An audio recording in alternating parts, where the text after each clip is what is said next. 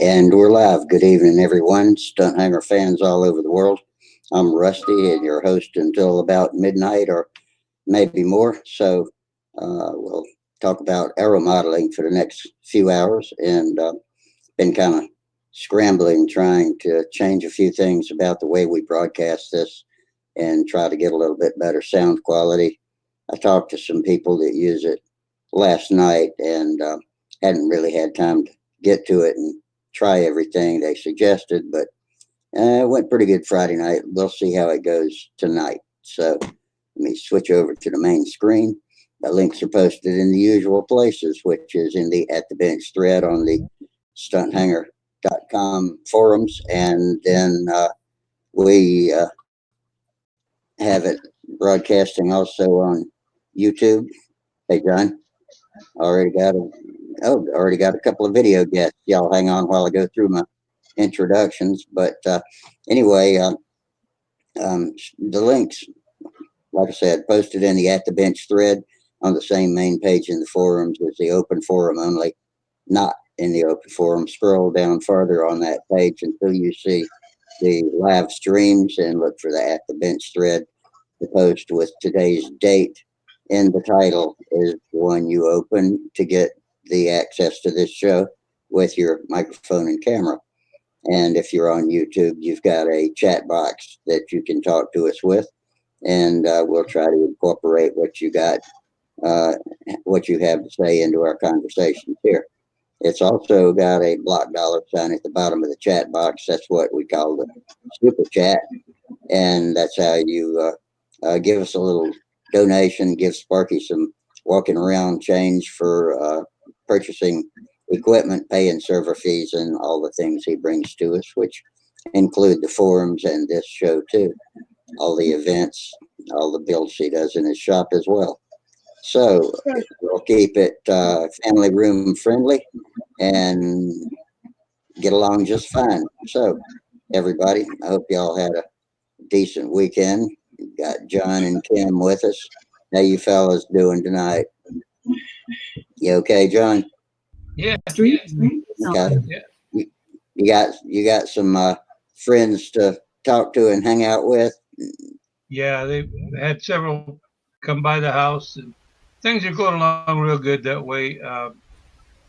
Tomorrow we'll have the burial, and so that'll be the last of the high pressure things to take care of. Yeah, no, that's a lot on you right now. Do you have kids? Do you have daughters? Joy and I don't. Joy has a daughter from her first marriage and grandchildren with her daughter, and I consider her my own daughter, though I'm actually her stepdad. Good Oh, well, that's woman, good. good young woman. Yeah. Great. Okay, well, I'm glad you're not all alone out there. So it's alone enough for us for us folks that usually have plenty of people around, but that's just the way things are now. All right, people, we got Bob Hunt, and looks like Gary Sinclair's joined us too. Welcome, everybody. Yep. And I spent this weekend trying to get in touch with somebody to help me out with the audio video problems we're having here. As you know, uh, especially me, for some reason, suffer from audio video lag, and I end up not knowing when people are talking. Therefore, I walk all over them when they start talking, and vice versa. And I got some ideas, but I have not had time to do a lot. But I did some of what I was told um, last night, and we'll see how it goes. We were actually pretty successful Friday. That was a pretty fun show we had, and it was fairly clean AV wise. So y'all tell me what y'all did this weekend. Anybody do any flying or building? Yeah. Yep. Kim must be fixing to show us something. Both. What you got there, Kim? That is my freshly painted Navigator. Got her base coat. First paint that's been on this airplane since the 1980s. Wow. I'm going to start seeing purple dust bunnies here in a little while. But we're going to fly again at some point. and I'm pretty happy with it. You'll have to hold it up again when Tom Rammel comes in, because I think he was your inspiration. Well, wasn't yeah, he? I was going to check in with him because he was harassing me, and I'm a procrastinator. It ain't really procrastination. I got to be in the mood to do something.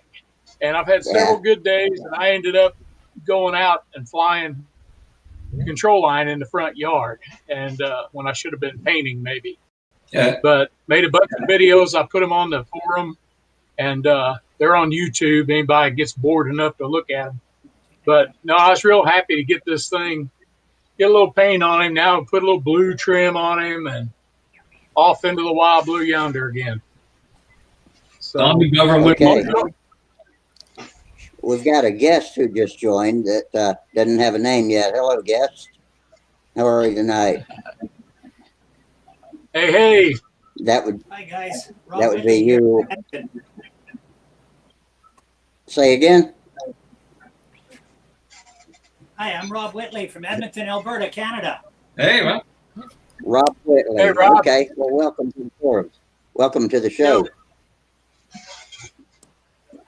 If you want to give yourself an online name, are you on a computer? Are you on a regular desktop computer? Yeah, we're not hearing you right now. Hi, I'm Rob Whitley in Edmonton, Alberta, Canada. I've been putting off joining you guys for years. Nice to see you all. I'm glad you finally came in. We might have a little voice delay here, Having a technical but difficulties. There you go. okay. Technicolor difficulty. Technical difficulties. Okay, is that working now? a little better. It You sound might be. good. Yeah. Okay. If you want to give yourself a name, you can click down in the bottom right, and there's 3 dots that'll pop up. And if you go up to the top of the list that pops up where it says profile, you can type in your name, and that way, when we look at your screen, Okay, we'll know give what that a your name try. is. Okay. But anyway, welcome to the Nut House. Yeah. All right, we're just Thanks, getting guys. started. We're trying to find our groove here. So, what's going on, guys? Y'all tell me all about your weekend. Well, I did a lot of flying in the backyard. Little Hefe electric thing. We were flying. That thing does the whole pattern. Plus, it can lay on your back and do square overhead 8s and point down triangles and cotter pins and all kinds of stuff with it. It's a real fun little airplane. We published it. Dick Sarpolis and I published it in Park Pilot some years back, and I kind of resurrected it, and I've been flying in the backyard. It's kind of fun. Yeah. Hey, Yeah, Bob. I'd like to see a square overhead 8. I bet it's got to have some pretty good gumption if it's not going to fall out of the sky when you the thing will break do a square corner straight overhead. It will. It's the most out on the end of the lines thing. It'll do everything in the book. It flies so good. It's embarrassing how good it flies. It's really fun. I was laying on my back doing square overhead 8s, and it's just it's amazing. Everybody should have it. Incredible. FA planes That are is so an much Occam's fun. razor, is it? No, it's not an Occam's razor. Somebody remembers Occam's razor. No, it's just a standard configuration. It looks like a little bear cat. We call it the Park Cat. It was in Park Pilot magazine some years back. Dick Sarpolis and I designed it in one day, built it in one day, and test flew it the same day. All out of Depron foam and spruce spar in the wing, surface spar. Kind of neat. What are you building there? You got a million profile fuselages on the table there. Okay, not a million, but Oh, 500,000. A bunch. Whatever. 500,000. Mhm. What's he building? Don't know. Like your shirt. Yeah. Once he gets back in the camera, we'll ask him again. I don't think he knows we're talking to him. What do you got all over your table there? Looks like you got a real project going on. Yeah, can you hear me now? Yeah, can I you hear can. that? Okay, yeah. by way of introduction, I'm Rob Whitley up in Edmonton, Alberta, Canada. So thanks so much for doing this for us, Rusty. Oh, well, you're quite welcome. I enjoy doing it. Keeps my head in the game. And so I love talking to you guys and making friends all over the world. We can't see your whole face there. Oh, sorry. I'll move back a bit. There you go. Kilroy's other cousin. Yeah. There you go. How's that? There you go. That's good. Work job. Yeah. Fun. When Daryl Adams up here from our club was on with Sparky, and they were the only ones on the first broadcast. Wow. Wow. Yeah, so I've seen most of them, but it's usually conflicts with my work time and a bit of shyness and just busy and just never got on board before. So now that we're all shyness, what the heck are we doing? Be shy. I'm glad you could. So it's grounded. Yeah. What are you building? But, What are you building there, Rob? I'm doing a little production line. I got 8 rugged stunt trainers on the go. Wow. And I'm doing up 3 of them for friends of mine, and the other one's for myself and my wife. So a variety of engines. There'll be on mine. I'm putting on Fox 35s because I've got a whole bunch of them, and then 2 of them are getting 36Xs on pressure on bladders. So it'll be a lot of fun for me to pile into the ground regularly. Would one of those 36Xs be the one I'm sending to you? You betcha. Okay. Well, that I had another one, and I've also got a brand new in the box Baldy. Oh, okay. So I really appreciate that, Mike. Yeah, no worries. The Rugged Stunt Trainer is a great plane. Sam and I have built 4 or 5 of them, and I think I still have 2 more kits up there on the shelf. It's been a really good airplane for him, and we fly him with the KMB 28 Sportster. That would be a good stunt package. Oh, yeah. So. Yeah, Paul's going to put OS 25s on his, and then fella down in Lacombe there, John Fromm, he's going to put real Back to the Future one on it. He's got a McCoy 35 Redhead he's putting on it. Okay. Hey, something you might be interested in. I don't know how Hobby King shipping is right now, but they have some really nice carbon fiber profile landing gear for that size airplane, and they're only like $11 a pair. And I bought like a half a dozen of them. If you're interested in doing that rather than the wire gear and the way that Phil has them mounted on the bottom of the fuselage. So if you go on Hobby King, That's something we're just getting mono wheels, but you're just doing mono wheels. Okay. well, no, I might do a couple of them with conventional gear. I might just make them out of aluminum, though. That's bugger all, though. It takes half an hour to make a few sets. Yeah. Okay. And the way I built these is a little bit. Sorry. That's all right. Keep going. Yeah, I instead of using basswood, these are all scratch built. Instead of using basswood, I've got lots of poplar, like planks of it. So I just started out with poplar planks, blanks cut to the shape, and then I just slice them off from the table saw and run them through. I've got a wide belt dual drum thickness sander with conveyor feed, so it's nothing to mention the material. So I just made these one piece out of poplar, and then built up the add-on maple motor mounts and this and that. And couple That of them is awesome. That really sounds awesome. Yeah. Fiber strip hole, but I don't think it's worth the effort. It added 0.4 ounces, and it didn't seem to increase the stiffness much. Mm-hmm. Yeah, it's a pretty short anyway, so it doesn't need to be super stiff. Are you using Phil's cores, or are you cutting your own? What are you doing there? No, I'm just cutting my own. I've got a whole bunch of stuff. It's regrind stuff. I'm going to see how it works. I'm just in the process of making up a new bow for it too. I just had a whole bunch of Baltic birch around, so no big deal. Oh, you're way more ambitious than me. Whenever I know Phil's going to be at a contest, I have him bring me 2 boxes of cores every time I see him. And I think I have 8 sets of RST cores, and I know I have about 24 sets of combat cores right now. But whenever I know I'm going to see Phil, I'm like, throw 2 in the truck, because shipping on that stuff is like $40 now. Yeah. For a box of cores. Shipping's getting to be out of hand. Shipping's out of hand. It's ridiculous. You know, I'm paying $40 for 4 sets of cores, or $45, you know, $12 a set, but I'm paying that much to have them shipped. So I just try to get them from Phil at Brodax, and when he comes to North Carolina, or when he comes to the Nats. I see him 3 times a year, so every time I'm like, throw a box in there for me, save the shipping, you know. Yeah, unfortunately, us stuck up here in the frozen north, we were hit with the bad shipping. And, you know, like even that little package from you is probably going to be about 25 bucks, I imagine. Wow. It's typical. I'm paying usually about 90 bucks just for an engine. That's okay.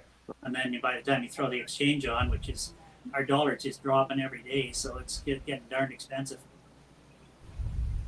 Yeah, I've got, well, you'll see them here when I show Dennis these airplanes, but I got them all laid out, and I got all the mailers today. I'll spend the next day or 2. I got 150 of them I can send out, so I got to package up 15 packages, and then 2 of them are going to Canada, you and Len Burrell, so I got to figure out that Canada parcel post. But my goal is to get everything in the mail by Friday. Don't rush on it on my end, not time-wise at all. Get the other guys process first if need be. No, I need to get them done and get them out of here, so get on to other stuff, you know. So yeah. But, Denny, are you there still? Yep. It's falling asleep, it looks like. Saw this stuff, but you weren't on, so I'm just real quick. I'm going to re-show these hand launch gliders to Dennis because he wasn't there. How do I toggle camera? So you saw me working on these. Dennis, I went a little crazy. Yeah, you were working on those a couple of what, last Monday, I think. That's all the thermic 20s and thermic 18s. You had a dart too. Where's the dart? So there's the there it is. dart. Okay, it's right in the middle. Yeah, and then I built 3 thermic 20s, all from kits, and then I scratch built 2 maxis. That's a maxi, and that's a maxi. So I was on a hand launch glider kick last week, pretty hard. That's it. And this week your arm is sore, so you're going to build something else, right? So. Yeah. Steve, Steve, what is with that hat, Steve? I got 100. Yeah, I was waiting to ask him about. Sorry. I got 180 rev up props from a guy, and I'm spreading them out on Stunthangar and selling them. They're 12.5 rev ups that were used for drones back in the day because they don't have a commercial logo on them. They're just on the hub there. But I'm going to spread those around to all the guys on Stunthangar that responded with them. Sounds good. Yeah. Yeah, I was the first one to respond to you. Were you? Was that the Kerwood Derby? Yeah. Kerwood Derby. A derby, yeah. I was going to call it a bowler or a clown hat. Hey guys, I got a question for you. What do you call a pencil you find in your toilet? What do you call what? A pencil. Pencil. A pencil you find in your toilet. Yeah. I don't know. A number 2. Ah, jeez. Now it had to be clean for here. Put the derby back on, but put it in front of your face. Is that 2nd grade or 3rd grade? I don't know. It got you, didn't it? So. Yeah. Now thinking along those lines, are you one of those paper order? What? Oh, Steve, do it again. Mike wants to hear it go. Oh, you missed it? What do you call a pencil you find in your toilet? No, I got that. Are you, with jokes like that, are you one of those toilet paper I hoarders? heard that. I'm talking. What was Bob Hunt? I don't have any toilet paper. That's why that pencil's in my John there. What, did you run out of model aviation? What was Bob Yeah. Hunt? What was Bob Hunt talking about? The hat, Kerwood Derby. What was that? I missed it.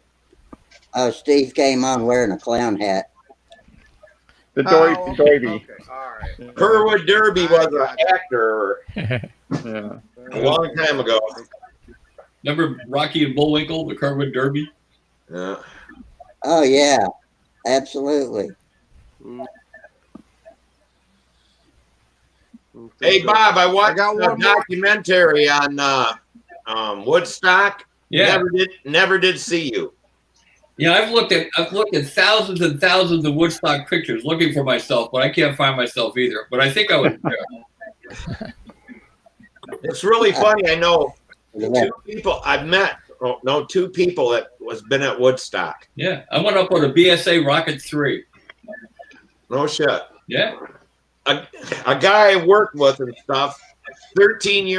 He was 13 years old. He ran away from home and went to Woodstock, and his dad had to drive all the way to New York from Michigan to pick him up because the police got him and put him in a juvenile detention center. Good grief. Yeah, his dad said he should have just left him there.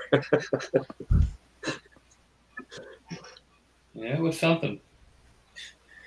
Oh, our guest would like to speak according to the hand raise. Who's that? Who wants to The talk? hand went up. That's and me. said our guest would like to You speak. don't have to raise your hand, just cut in. Just cut in, Kim. No, I wasn't it's me. I was just being funny. Oh. There you go. It was me. It is Mike that raised his hand. Dennis, that's me. All right. I got back on it. That's a Brodak Galaxy. It's I'm gonna dope the wing tonight and then hopefully get some silk span on it tomorrow. So you got on me the other day about not having touched that in a while. So Well, after I got done- you're there messing around with hand-on sliders and stuff, and you had the Galaxy, it had to be framed up by then. So I see John. Yeah. I know where John got that toy. So I got back on that yesterday. So all right. What engine you putting in, Mike? it's gonna have an LA 25 in it. Oh yeah. What do you Looks a lot got, like a Bob? Huh? Long shot? This is a enlightening bug light. Oh, All okay. right. It's an offshoot of the humbug, made to have a little better fuselage shape, and but it's being done with the lost sheeting method, like I used on the Joe Knoll Cadet and on my twin test beds. It's a foam wing with shear webs under the spars, and they're cap spars, basswood cap spars, top and bottom, and then you cover the whole thing with carbon put on with thinned tight bond, and it adds nothing in weight and makes it like a girder. Now, you're going to add the two little things off the back to hold the. It'll have booms. I might get the tail here. I got the tail someplace. Hold on.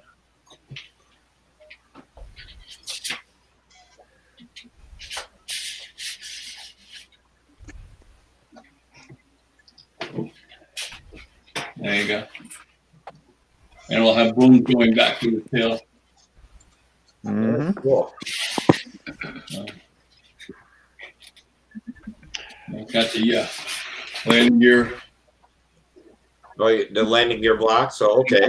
What plates? Yeah, I make plates in there. Yeah. And what did she say you covered it with? But You're going to cover it with? this is going to be covered with 2/10 carbon veil or mat put on with thin tight bond. Okay. One coat, or you do two coats, Bob? Just one coat of that stuff. You lightly sand it, and it's ready to go. You go fly. It's it's more or less like a test bed. It's more like a fun airplane. Mm-hmm.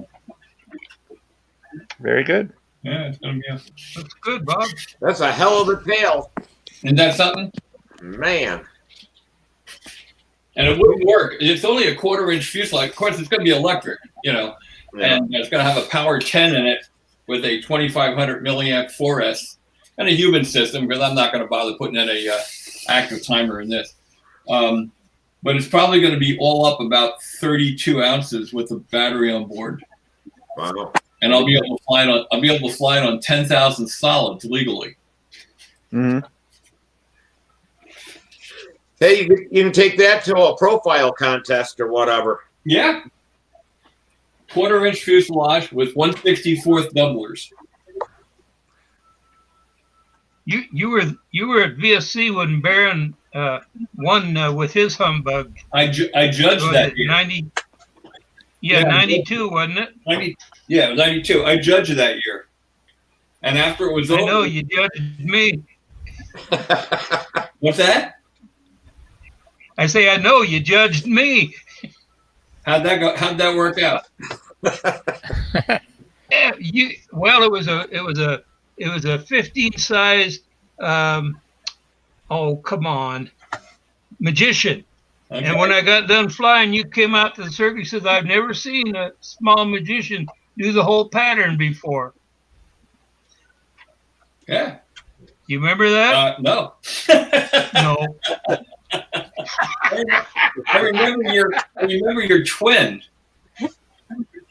Hey, Yeah. hey, John, if he doesn't remember, it must not have been a good pattern, even though you did the full pattern. I remember. Must not have been. It wasn't. What did you have? You had a Flight Streak twin? Yeah. Big orange one? I remember that. It had about a 80 some odd inch wingspan. You know, it was at that contest. After that contest, Barron let Bart Klapinski and I fly the Humbug. And that's one of the reasons I fell in love with the Humbug and always wanted to do something around the Humbug, but something that had a little more looks to it, you know. And we're building built-up versions of this with full fuselages and molded shells and everything. But I wanted to just build a quick one. But yeah, it flew great. And of course, I used to fly against Bob every week on the East Coast here. Back in the 60s, he was flying the Humbugs in the late 60s. And he never did very well because they didn't look like anything and he didn't get any appearance points. But he sure flew the heck out of them. They flew great. I watched him flying over in the corner there at VSC. He did put in 3 practice flights between each official, if I remember correctly. He was a driven man. He flew. He would just fly all day, every day. He was like a machine. Yeah. Yeah. Yeah. Well, that thing had a corner on it, too. It did. It did. I remember the earlier ones, the ones he flew at the 69 Nationals. He had the highest flight score in one round, but he didn't have any appearance points to go with it. The actual flying score was very high, but he only got like, I don't know, 10 or 12 appearance points or something. And, you know, it was monocoded and it looked like a combat ship, you know, but he sure flew it. No argument there. Do you remember his 40-sized one? Yeah. Mm-hmm. You know, Gordon Delaney has the plans for that. The dustpan, huh? Yeah. We used to call it the dustpan. Yep. Is that what it looked like? Yeah, kind of looked like a big dustpan. Right. He was very innovative, very good. I mean, the stuff he built always flew well, no doubt about it. You know.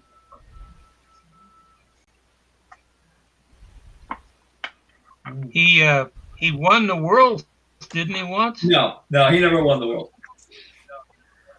Oh, he won the national. He went to the world. Well, he was on the team a few times. I think he took second in '84 in Chicopee, but that's as high as he got. Not bad, you know. Well, the Humbug? Yeah. No, he was flying an Avanti. The Avanti. Oh, okay. Yeah, flew that very well. That's cool. Yeah. I was the assistant team manager of that team. Oh, okay. The team was Billy and Bob Barron and Jim Casal and Les was the defending champion. So we had 4 flyers there.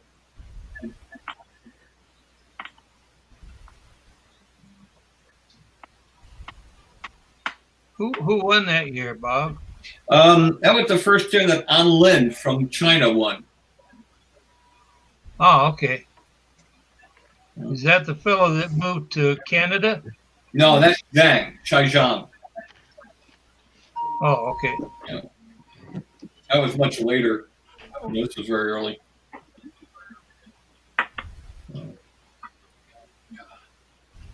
Zhang had an airplane called the Skyrider.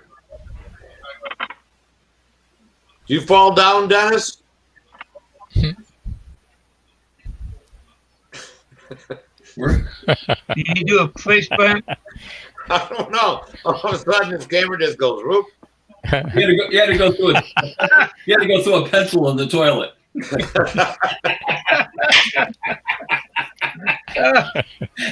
Oh, I was mad at myself if I didn't. I thought that face.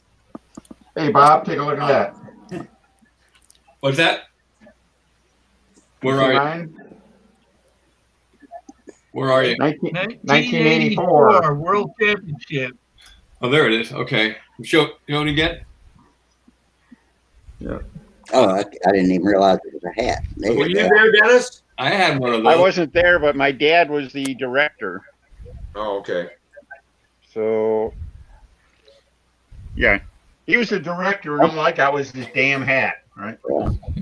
I thought Vince Oh, McMahon. that's a good looking hat. You need to put your little redneck roll in the bill, though.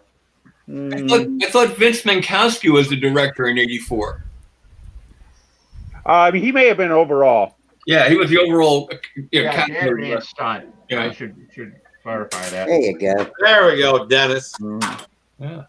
Now they'll let you What? move down. Bonafide. Dennis, wasn't you? They'll let you move down to Dennis, Georgia. wasn't your dad chief?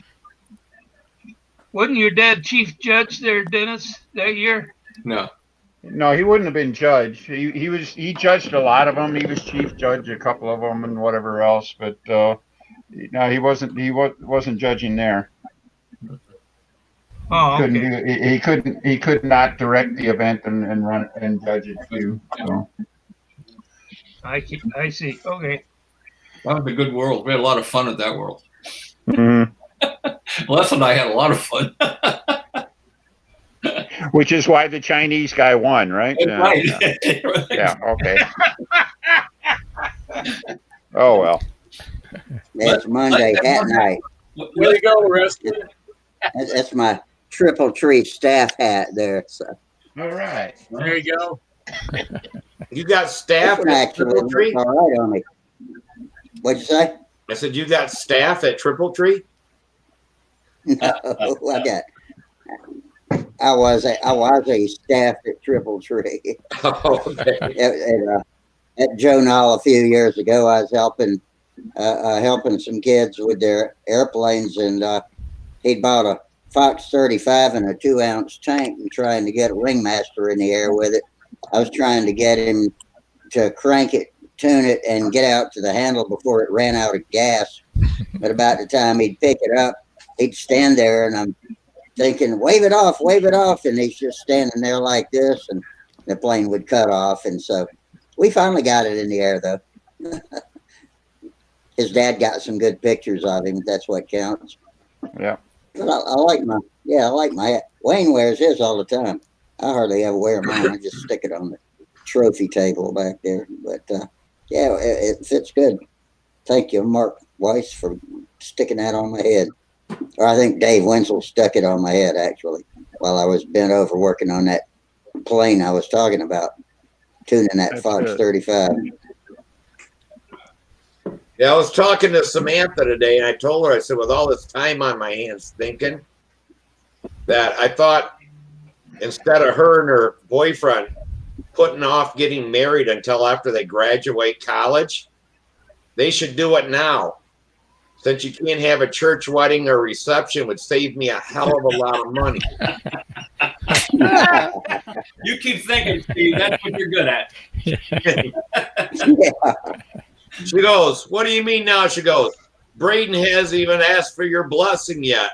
I said, well, let him know the less money it costs me, the more chance I'll give my blessing to it. Steve, take matters in your own hands. Weren't you the one saying that you had a shotgun? Yeah. Yeah, it's a white shotgun for formal weddings. Yep. That's it. Of course, if you get caught, you get caught driving around for that purpose, they'll give you a fine, wouldn't they? But, yeah. I don't think that falls under the governor's protocol. that's it. Oh, there's Tom. Tom had his camera cut off for a while. Kim was showing us his airplane earlier. You weren't here though. Kim's got something to show you. Oh, I missed it, huh? You'll get seasick. There we go. Here. Oh, all right, the Navigator. Navigator. Nice. The Navigator has got his first layer of paint. Looks All terrible right. inside, but we don't look inside. We just look at the outside. That's Little right. blue trim. Should be ready to sling some casters. So All right. I've been looking at it. So paint the I'm windshield pretty happy. silver and you're good to go. Yeah. Well, we'll see what happens with the windshield. I may leave the windows out unless I fly it off of water. There's just the right amount of room for a little GoPro camera to set inside and rotate on. So We'll see what happens. But I'm pretty happy with it. It's been sitting in the trash for about 20 years, so now it's getting a little real attention. So how often do you take your trash out? But well, I'm single, so it doesn't happen. I don't take the trash out. Once in a while I inspect it. So until his cherry picker can't reach the top of it. That's right. Big garbage can. Yeah. But we'll have video of it pretty soon. So hopefully. Yeah, you always do good video documentaries. I'm looking forward to seeing it. Let me tell you a story. Thank you. I'm worked up about it. Tell you a story about Don McGovern, who designed that airplane. McGovern. Oh yeah. McGovern, was the editor of Flying Models magazine right after Gil Evans and Bob Uragas sold it to Rojo and publications. And Don was kind of like disorganized, and that's being very kind. He was a great designer, but he was very, very disorganized. And more often than not, he didn't have enough designs to fill the magazine, enough things to fill the magazine. So instead of actually building an airplane, he would design one, do the plans, and then do a drawing of it, write the article. The airplane never existed. And he would publish it as a design. And he did that on many occasions. Yeah. Well, as I recall, he always had some nice looking artwork, though. He had beautiful artwork.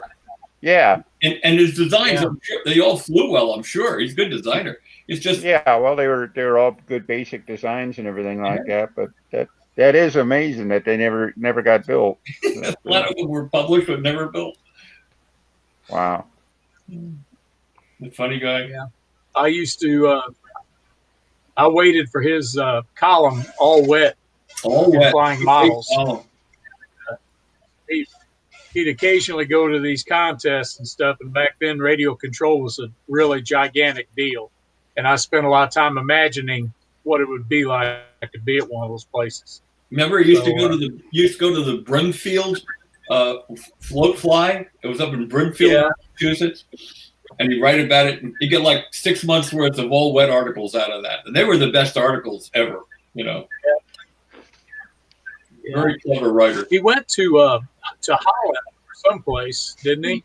I've got some magazines where he's one of his friends is flying a flying boat out, I think out around the windmills and flooded areas of Holland or whatever. I recall that. I try to find that. Yeah.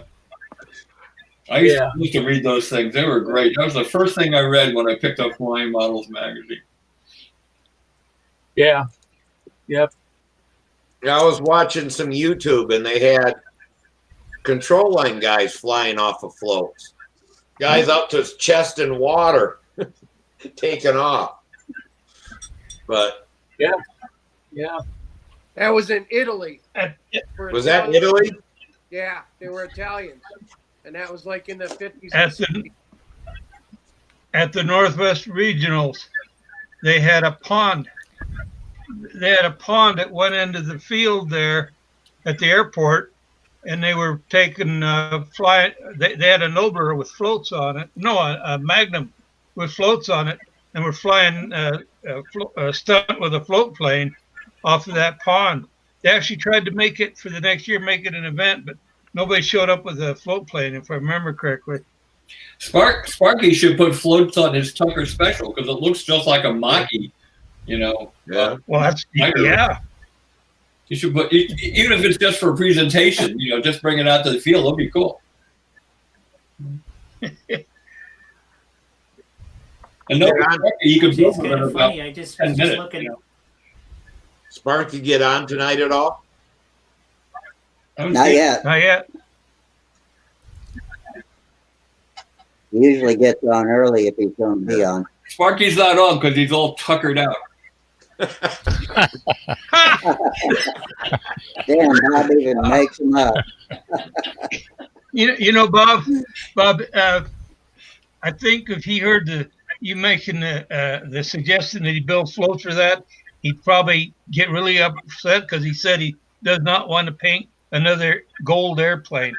Yeah, and those you'd have to build it for him because you'd have to build it for him because you've got the skill.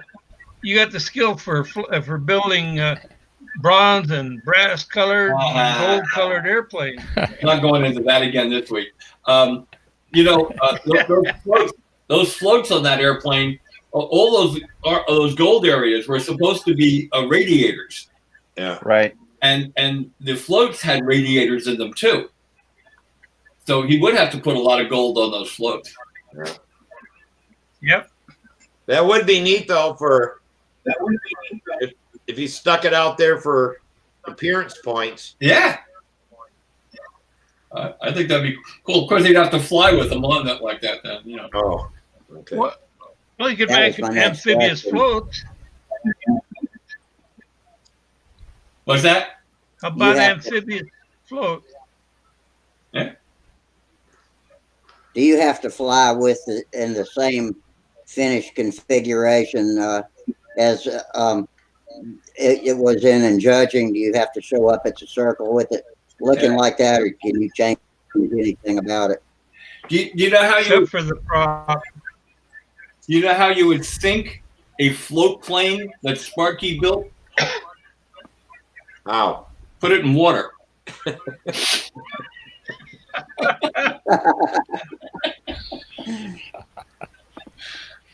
Damn, you're on fire tonight, Bob. Boy, it all started getting him going with a pencil joke. Now that derby got me. Steve lit it with a wet match and it never stopped. Oh shit. So John, what's that new front piece there gonna go in? The new what? That new engine mount thing you got. What's that going in? That's this one? Yeah. Yeah, that's going in the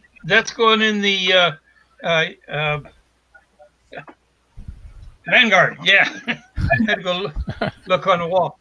Yeah, but the thing is, I'm going to send a copy of the plans to Denny because this is the widest one they had.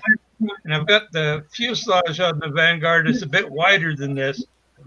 And so maybe he can talk to his nephew and he'll make one,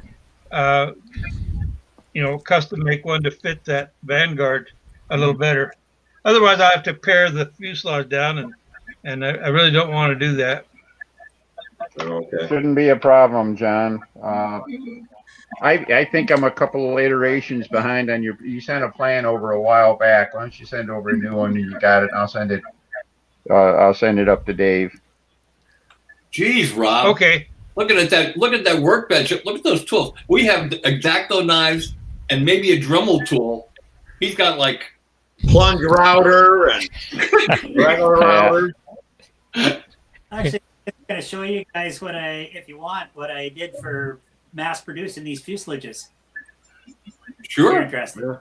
Yeah. All right. This is just a cut-off blank from when I sliced them out. So that serves as a template. And I just made up a template out of some MDF I had laying around and made it just a bit oversized. And on this, I'm using a collet guide with a 1/8" router bit. So just rough cut it out close to the line, reasonably close with a jigsaw. And then I just use a Bosch jigsaw. And then this offsets a bit. So you have to have your cutout, calculated just that bit bigger. And you just pattern and cut out. The thing slides in there, one screw to lock it in place, stab, wing, bell crank mount, motor mount, all done, final size, finished. Dead square. So when you got your rough cuts, it just takes seconds. And then for the stabilizer and elevator, I did these different too. They're 3/16 thick. And what I did was I used 2 pieces of 3/32 sandwiched, and I have a Kevlar hinge full span in it. Well, slightly short because you can't get finish on it, so I'll sand it off. And so I've got a continuous hinge out of Kevlar. Should never give out. Adds a fair bit to the strength. And that's easy to do too. So just do you remember? Template. I made a template that the stabilizer and elevator drop in together. And then I have another jig fixture guide that drops in over them. And you just take I use the plunge router, although you don't really need one. And this is a door makers for door hinging, a bit for following the templates for hinging house doors. Yeah. Anyway, so it's a pattern bit. So it's a lot shorter than a standard pattern bit, so it lets you work with it. So you just set that, and I've got it to roughly half the thickness of the Kevlar. So I run a 1-inch overall strip, half on each, and then bond them all together. And for bonding it, I just use the same jig and have a solid piece that just clamps over. Comes out. To get a hinge gap in it, then I just bevel it over, just take a sanding block and just bevel a notch in the V groove, basically, in the elevator. And the more you use it, the freer they get. And I mean, you can't kill Kevlar. Plus, I had a whole bunch of it. So do you remember the Jim Walker Firecat or the J. Robert Swift or Cobra or Sabre? They had a similar thing. You just was a strip that was continuous, and then they had a little reset in the stabilizer in the elevator. You just blew it in, and you had a hinge. This is back in the it seems to work good. Yeah, I have no contact balsa, and I can't get any. So these just out of like 7-8 pound whatever balsa. Before shaping the tips, they're typically about 1.1 ounces each. Yeah. So I can live with that. Yeah. That's cool. How free are they? Well, this one I just grabs fairly stiff because I haven't played with it much. The more you use them, the freer they get. They're not going to drop on their own accord. Kind of like those, I don't know, plastic hinges that they use. The one, the hinge hinges. Pin. Yeah. I was going to say, Tryon. Not the pin one. Tryon takes a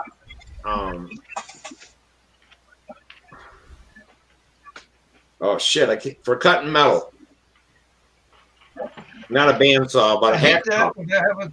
He takes a hacksaw blade and goes in there and knocks all the glue off of them Kevlar hit. Then it'll get real free a lot quicker. Yeah, I did similar on these. I've got very little glue squeeze out anyway, but it's fairly easy to chip off it because the Kevlar is darn near as indestructible. Yeah. But I never found that much squeeze out problem. But Cool. yeah, it's an idea. It seems to work. Very cool. And, something else I did different on the vertical fin, I added a sub fin so that I've got something so your control horn isn't dragging on every landing and takeoff. And I actually notched these in. They're in a mortise, 1/4-inch mortise. So they just plug in and done.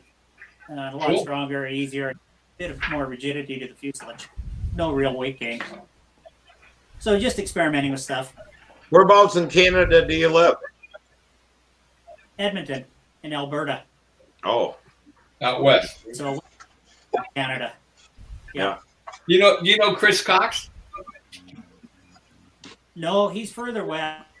He's in Vancouver. Okay. Haven't had Oh, the I pleasure didn't of even meeting know. him yet. He's a good I didn't friend. realize Chris was a Canadian. Oh yeah. Yeah, and not because they come. Bruce Perry up here, if you know him, he's Yeah. president of our club. Sure, Pretty yeah. active. And And Alana. Paul Jabot's a real good friend.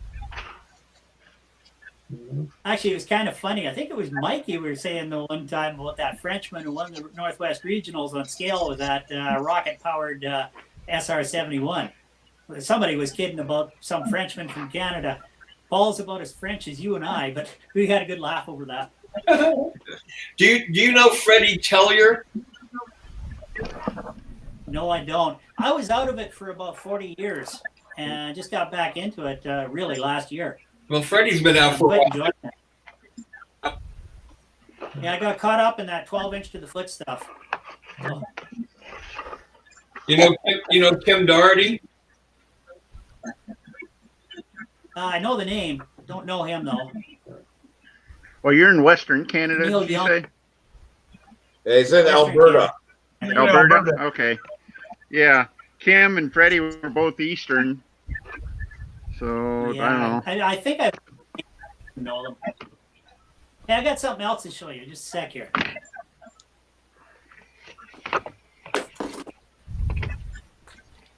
I got to redo the graphics on it. I did them by hand, and they're kind of sucky, but I built a replica of my very first model airplane. This Oh, is Goldberg. Christmas 1971, a box of wood. So I got a Goldberg Cosmic Wind, learned to fly on it, destroyed it. But I built this as a replica for my dad to see fly one more time, and hopefully he'll hang on. We had horrible weather in the fall, so I couldn't mate it. So hopefully he'll hang on until spring, and we can get him out after this coronavirus thing's over. Yeah. And That's great. original stuff. This is my original Fox 35, and I've got the original bell crank in here. So Wow. it's got a bit of the heart of the first one. That's cool. And then the very first Great. flight that I did over 40 years, you got that here too.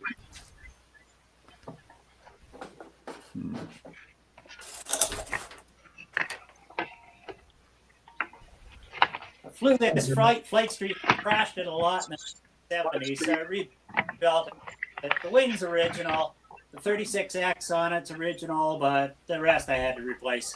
Hmm. So this is what I did my maiden flight on after all those years, no problem. Wow. Had a lot of fun with it. Cool. Very nice. So looking forward to. Now I'm not up to flying the full pattern, but Paul grabbed the handle and did it, and the plane will do it no problem. Didn't need any trimming, so I was pretty proud of that. So Very nice. I like to keep the nostalgia alive. Yeah. That's And then great. I've got a baby here, kid. This is his little brother that I flew back then too. Well. And then in the fall during the Ringmaster Flyathon, we had horrible weather here. Nobody could fly. I was stuck indoors. I was grounded anyway. So I just drew up a set of plans and built another baby Ringmaster like the one I'd had back when. Wow. So Nice. should be fun. Looking forward to a great year. You're off to a great start there. When does it finally warm up there? The 11. When does it finally warm up where you're at? I don't. We should be running around in t-shirts right now, and we still got snow. We had a bit more last night, so we're just a few degrees below freezing. Okay. We're supposed to get into the small pluses next week, but we're a month behind on warming up, so who knows?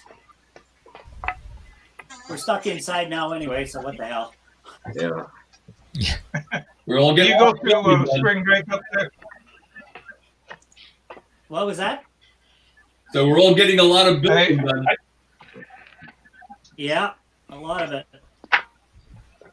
Yeah, I was gonna go I flying. used to live up in Alaska. We get the spring break up first. Do you get that? Yeah, we do. It's not as severe here, but you know, we have road bans in effect for the trucks and all that sort of stuff, just the same. We had such a Yeah. screwball winter though, and above freezing and then super cold, and it was just an awful winter. I got nothing in for flying to what I normally do for work, but it's been a really weird year, and you know, we're not doing anything anyway, so I guess road bans don't matter. Yeah. Yeah. Yeah, I You actually got met my wife 51 here today. I almost went flying, then I didn't. By the time that it finally warmed up to 61, the wind had came up and it was blowing pretty good. And I'm like, yeah. Yeah, we're supposed to have 30-mile-an-hour winds tomorrow. Well, guys, no. Guys, I'm going to shut down. I will talk to y'all Friday. Okay, All right. Ken, thanks for coming. I don't know if I got through or not. All right. Take care. You did. Yeah. Adios. Yes. All you guys take care of yourselves. Be careful. Yeah, we be will. safe. So we will see ya. All right, See man. ya. Take care. Bye-bye. Hey, Rusty, I got a little bit of info for you if you're interested. Sure. Yeah, you were talking the other night about Cox plastic models and the Sup with Camel. And you were wondering about Rickenbacker if he flew them. No, he That's didn't. right. Yeah. Is that the one that Well, Eddie Rickenbacker flew? No, it wasn't. The Camel was flown by the British. Rickenbacker flew SPAD 13s, Newport 24s, and Newport 28s. Oh, were They- those yes, Newports water cooled? Did those Newports have water cooled engines? The Newports No. had rotary engine, but the SPAD 13 that he flew had water cooled. Okay, maybe that's how I got those confused. All right, thanks for straightening that out. When I was a kid, I loved World War I pilots and planes. I used to read little books about them and all, but now I've forgotten a lot of what I knew, and I guess that was some of it. Yeah, I don't even remember what nation. In this case, I was accusing him of flying a plane from another nation, but Who made yeah. Was the SPAD, was that a Was the American plane or not? that's No. that's Pads French. were French.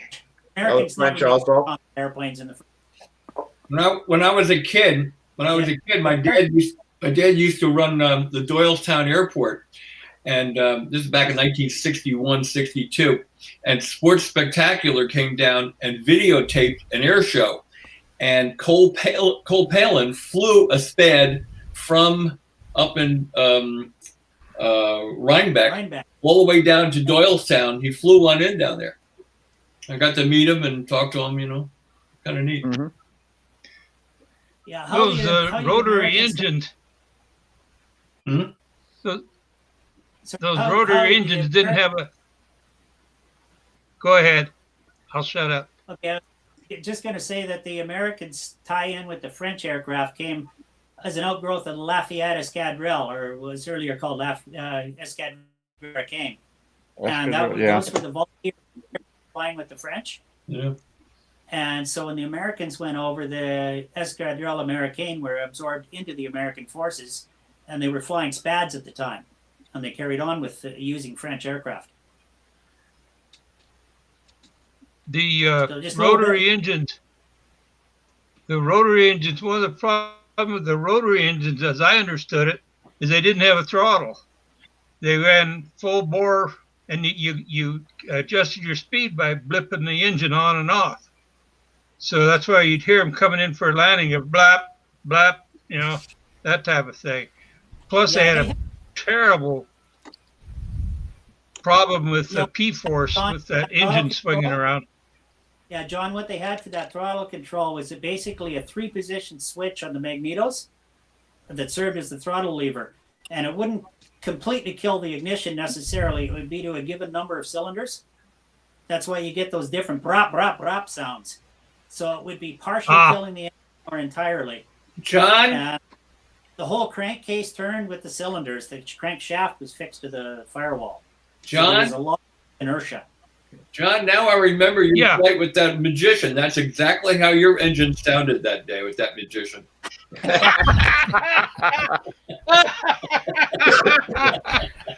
It was really hard to get it to sound that way. Now I remember.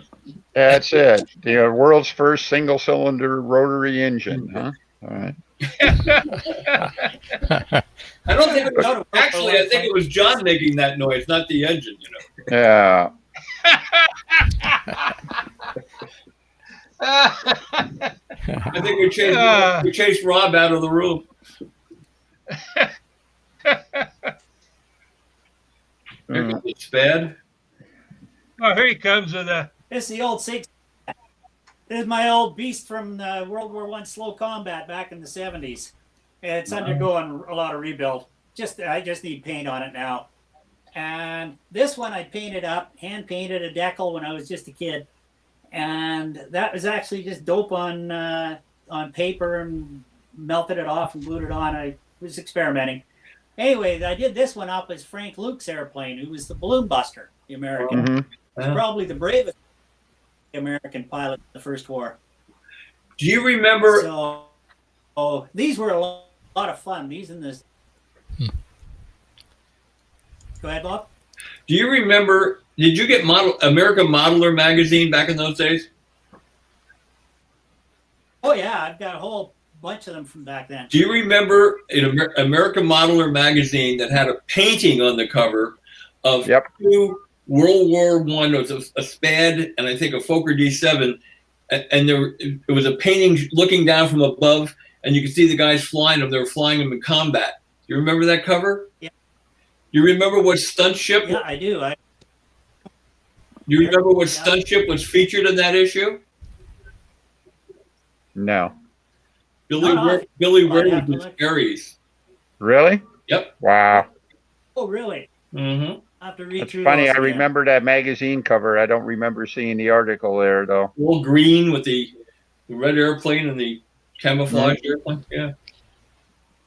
I got that someplace. But Billy's Aries was in there. Back when he still had, black hair. I think it was Bob McDonald said that he found somehow he has in his possession the original plate that was used for printing the plans and stuff like that. Wow. He had that. I think he had it for his dad's Challenger, something like that. Yeah, and I don't know. You have to ask him exactly. He told me how he got them. I don't remember them, but it's just an awesome awesome little piece of history there that Yeah, how about it? Yeah. Yeah. Well, I got a bunch of my dad's old plans, and who was it, Hobby Helpers or whatever? They'd have like 5 different airplanes on one plan. Yeah. Front and back and mixed up, and you put the pages together and realize, oh my God, I've been building the free flight. You get a Nobler and a Nordic tail, and Yeah, right. You got the A2 Nordic on matched up with the stunt plane or something like that. But yeah. Put the full-size plans out for bipes and tripes and all kinds of stuff, flying witch and stuff like that. I've got those all around. Oh, yeah. Built a few of them actually. Wicked Witch. What was the guy's name? Can't think of his name.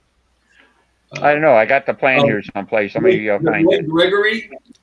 I think it was Lloyd Gregory, Wicked Witch or something.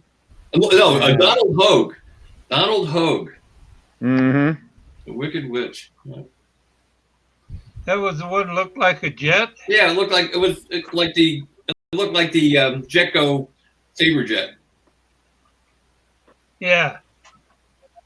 We all wanted to build that airplane. You know the one I wanted to build, and I don't know why. I've actually got the plans for it. Remember the Sapphire? Yeah. Yeah. I always wanted to build it. I got to the point now, I got the plans out, I looked at it and said, why do I want to build that piece of junk? Yeah, why would you? Yeah, when you have an Edition 15, Hi, so Trey. heck, you know. Hey. Got a question for you guys. I don't know if you can see it. Maybe. All of you guys are The getting answer is ghosted no. out on my computer. Y'all are all turning into ghosts. Can you see the little bit of a do in that? All I can see is me and Bob right now, and occasionally John blinking in and out. And they've got little Casper the Ghost in the top left corner of the black screen. Can anybody else see me? Weird. Yeah, you're I can coming see. through loud. I see you. Yeah. Yeah. Oh wow, that's quite a hoop in that trailing edge. Is that what you're talking about? Yeah. How would you get that out of there? Cut it off and replace it. Steam. Where is he? Okay. You could steam it and clamp it between a couple of straight boards. Steam it really good. Clamp it. Let it set up and dry for 3 or 4 days. Yeah, this was the first airplane that Samantha built and silk spanned. But after we silk span it, them damn trailing edge did all them whoop-de-doos in there. Yeah. You need some seed grain over there on flaps and trailing edges. Yeah. You can't This use was the A pro grain. that the first year we were there that we brought this back with us and she built it, but she did all the silk spanning all herself. Now, this is one sheet of silk span. There's not a wrinkle in that damn thing. She messed with it. She was so upset because this side, we had to cut it out and add a piece in there. There's not a wrinkle in it? There's not a wrinkle in it? No, there's not a wrinkle in none of this. This is the first. She was 11 years old. It's too bad she can't say that about her father. I know. Oh, geez. Ooh. Bob, you Ow. were on a tear. Oh, behave, Bob. We've all been in the house too much. Cool. Do I see a Canadian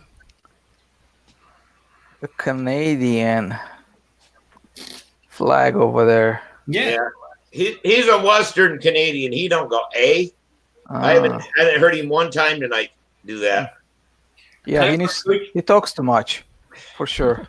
Ty Marcucci sent me some pictures from back in 1967 from a contest I went to up in Massachusetts. And here's one of them. Gene, I don't know if you can see this or not. It's Gene Schaefer's Blackbird. Anybody see that? That's kind of pretty. What color is that? It's black. It's a Blackbird.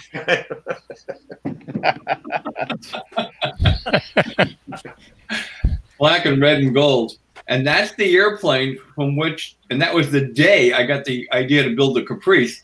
I just borrowed his moment arms and everything and, wing and all that stuff. And I built the Caprice pretty much around that set of numbers right there. Mm-hmm. And that day, that's the airplane I flew.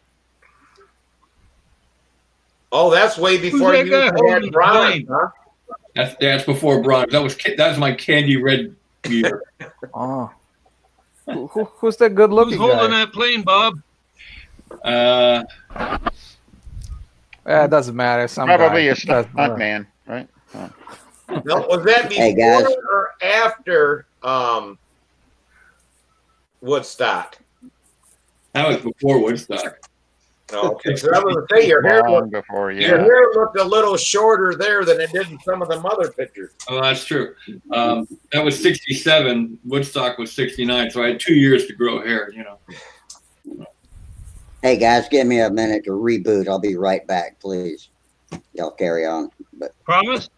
We'll miss you. as not close as I can come to promising this electric hunk of junk is going to come back. I'm in my computer's hands, so we'll see. Yeah, put an Here we IC go. more on it.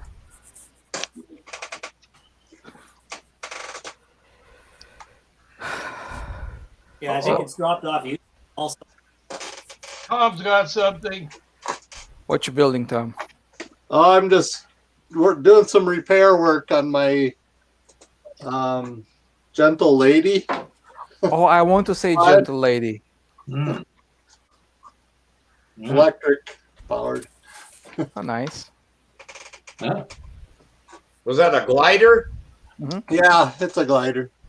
84-inch wingspan. Okay. They're fun to fly. Mm-hmm. Yep, they're fun to fly. Definitely. I'm not building anything, so. Used to love to fly little 2-meter gliders with high starts. Yep. They were great. Oh yeah. Uh-huh. And lots of hours doing that. Malibu. I had my longest sailplane flight ever with a 2-meter glider off a high start. So Yeah. I went. How long was that? I had a 1-hour flight, and in the same day I had a 45-minute flight. Wow. It was That's a day. good. I mean, even the trees were floating off the ground, and I mean everything was up there. So, Mhm. so Yeah, it was that just sure makes one of it. those absolutely perfect days. So I had a blast with it. Sometimes you land them just for the challenge of like, getting back up again. Well, that's it. You land because your neck is hurting or something like that. But I used to I pay. actually the 45-minute flight scared the crap out of me because I actually lost sight of the airplane completely, and I didn't know where it was, and I kind of took fate in my hands. I put it had flaps on it. I put full flaps on it and gave it down elevator to try to get it into a dive to try to get it lower, even though I had no idea where it was. It got down low enough where I could see it again. Yep. And before it crashed or anything like that. Obviously, I was so scared. I landed the thing and oh crap! And then I thought, wait a minute, that was fun. I remember Yeah. paying Robbie, my son Robbie, when this is back in the early '80s. I remember paying him a nickel each time to go and get the high start and bring it back. Wow. You're a big spender back then, weren't you, Bob? Still am. Dennis, yeah. Yeah. Dennis, I had something similar to that. I was flying my my DLG, right? So I'm starting at about, I don't know, maybe 50 feet over the ground. I'm catching this nice thermal, and off we go, right? And it's going, and it's going, and it's going, and I was like a speck on the sky. And I have telemetry on my and an altimeter built into the glider, and it tells me, it reads back to me the altitude that at which it is, right? Right. And it was reading 2,400 and some feet. With a DLG. With a My DLG. gosh. So That's just about out of sight. So exactly. So I couldn't tell the attitude of the plane that over there. So I put it underneath a big white cloud, so I have some contrast, so I can see the little dot on the sky. So I could tell which way it was flying because it was changing direction ever so slightly. Man, and when I brought it down from there, I almost lost it because I couldn't see it. And yeah, I mean, just put the flaps in reflex, put the nose down, and then just haul ass. that's it. Yeah, it took kind of a leap of faith that okay, I know it's up there, I know it's got to come down. So, yeah. So at one time I lost sight of it, and I pulled up gently because I knew I had a lot of speed in it. Probably I was doing probably 70, 80, 100 miles per hour in the dive or something like that. And I just pulled out gently out of it, and it just started to increase the loop, doing loop after loop.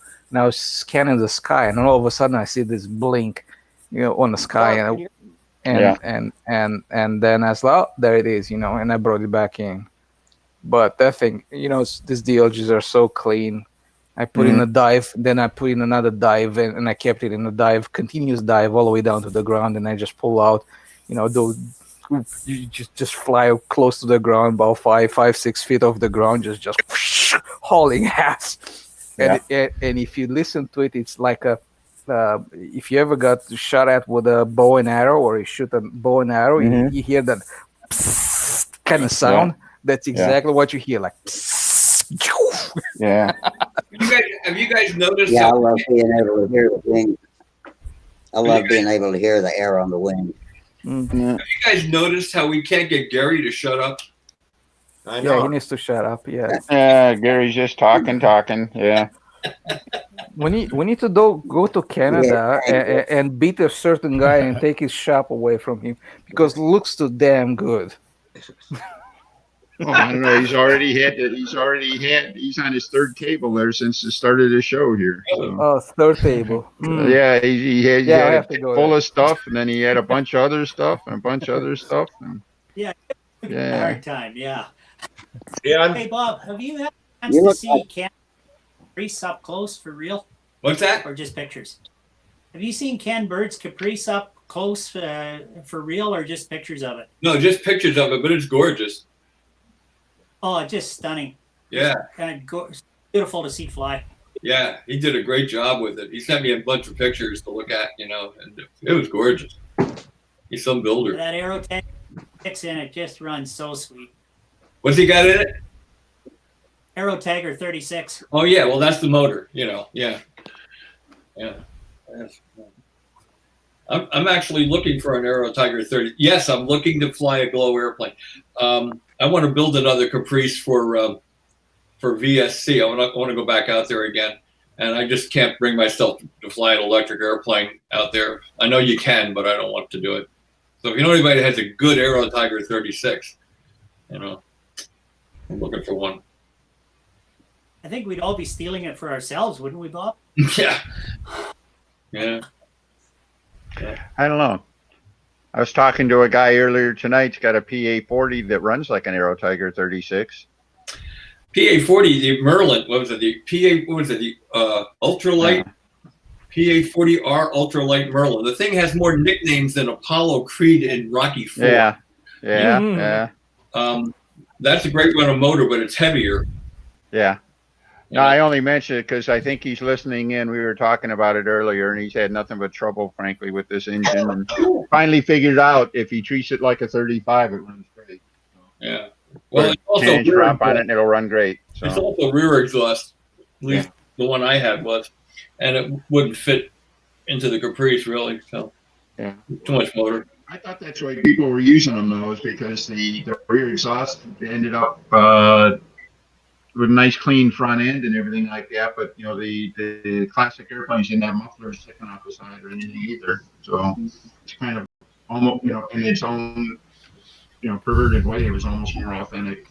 Yeah. To the original appearance at least. Because we didn't run mufflers back then or anything. Yeah. Can anybody hear me now? Yeah, I hear you, Mike. Okay, I haven't been able to talk for like 40 minutes because I don't know what was going on, but nobody could hear me talking. They log out and relog. Oh shit! I was going to ask Tom Rammel, is he still on? Yeah, he's still there. He's got. Yes, I'm still here. He's blacked out. I was just going to tell him I have that exact same gentle lady in the exact same colors, the purple with the translucent yellow wing, and I'm running a PA 049 on mine with a bladder. And it's green. It hunks up to 1,000 feet in no time. Anyway, I saw Tom's plane. I wanted to comment. Yeah, Tom's got his. Tom's Did you got put his the more on stuff cut top off of the wing, right or now. you have the more above the wing, or just in front of the? Bob, you said look. Bob, you're looking for Yes, 36. Yeah. Good luck. Yeah. I have, but I'm not incredible. What do you want a glow engine for, Bob? Well, I just figure if I'm going to go fly classic at VSC, I'd like to do it with a glow engine. You know. I have a Merlin. Yeah, Merlin's too much motor for that. Yeah. Great motor, but it's too much motor. Bob, didn't you used to run a 32 in there? In the Caprice? Yeah. It was always I actually showed a Magnum 35 or 36, a Magnum 36 in the build photo. But before I even flew it, I switched over to an Aero Tiger 32. I never flew anything but an Aero Tiger. I had two of them because that airplane lasted a lot of years, and I actually wore one out. But the last one I had it, and I sold it when I sold it to Keith Ferguson. It was still really fresh, and then he cemented it to the runway at Garden State Circle Burners, and it wasn't fresh anymore. So, So the first motor you ever ran in your first Caprice was a Aero Tiger? Yep. The only thing that was ever in the Caprice flew was the Aero Tiger. It had a Magnum 36 when I was building it, and because I'd been flying those, I liked them. But then Billy talked me into using the Aero Tiger, and I never looked back. You know, it's a great motor. What year did you make that airplane? 2001. Oh, I thought your Caprice was classic legal. Oh, well, yeah. What is? The original Caprice was from 1967. And you had an Aero Tiger in that too? No. That was it started out with a Fox 35. And then when the Max 35 came along, I put the 35S in with the Super Tiger rod. And man, it was great. You know, still nowhere near what an Aero Tiger is, but it was better with the OS Max in it. Oh, okay. I still use Fox 35s though. I cut them up for tip weight. Mm-hmm. Yeah, I was on Facebook today, and everyone kept posting this thing instead of giving us the $1,200 a month. Should be back like when Roosevelt was president. They should give us 2 pigs, a dozen chickens, a hoe, and some seeds. And an Aero Tiger. But what I couldn't figure out was why would I need a girlfriend?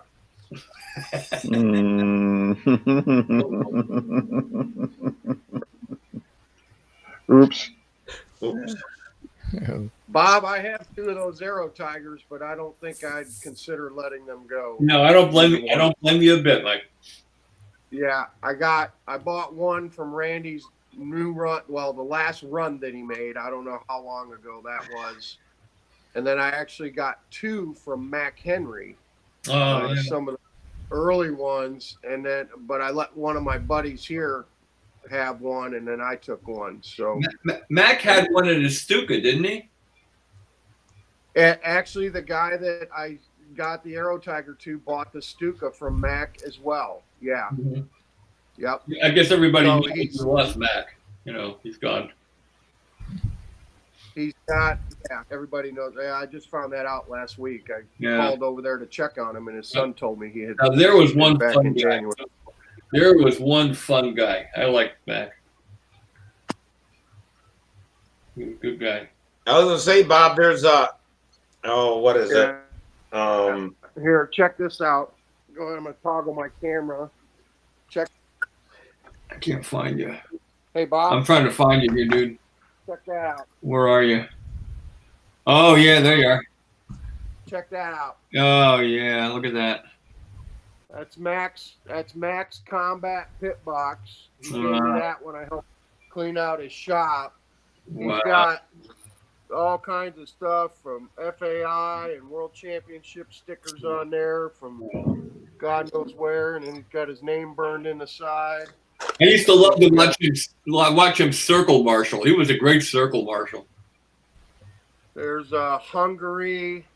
Yep. European Championships. Oh, well. I can't read that one. I don't know what it is. This one is Hungary again. Oh, wow. That one's just gone. But yeah, I use it in combat. I'm still using it. So. Wow. But yeah, the Stuka. So when I originally helped him start to clean out his shop, he had some airplanes, and he wanted $100 for the Stuka.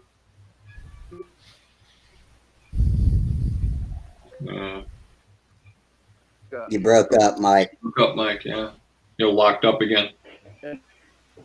On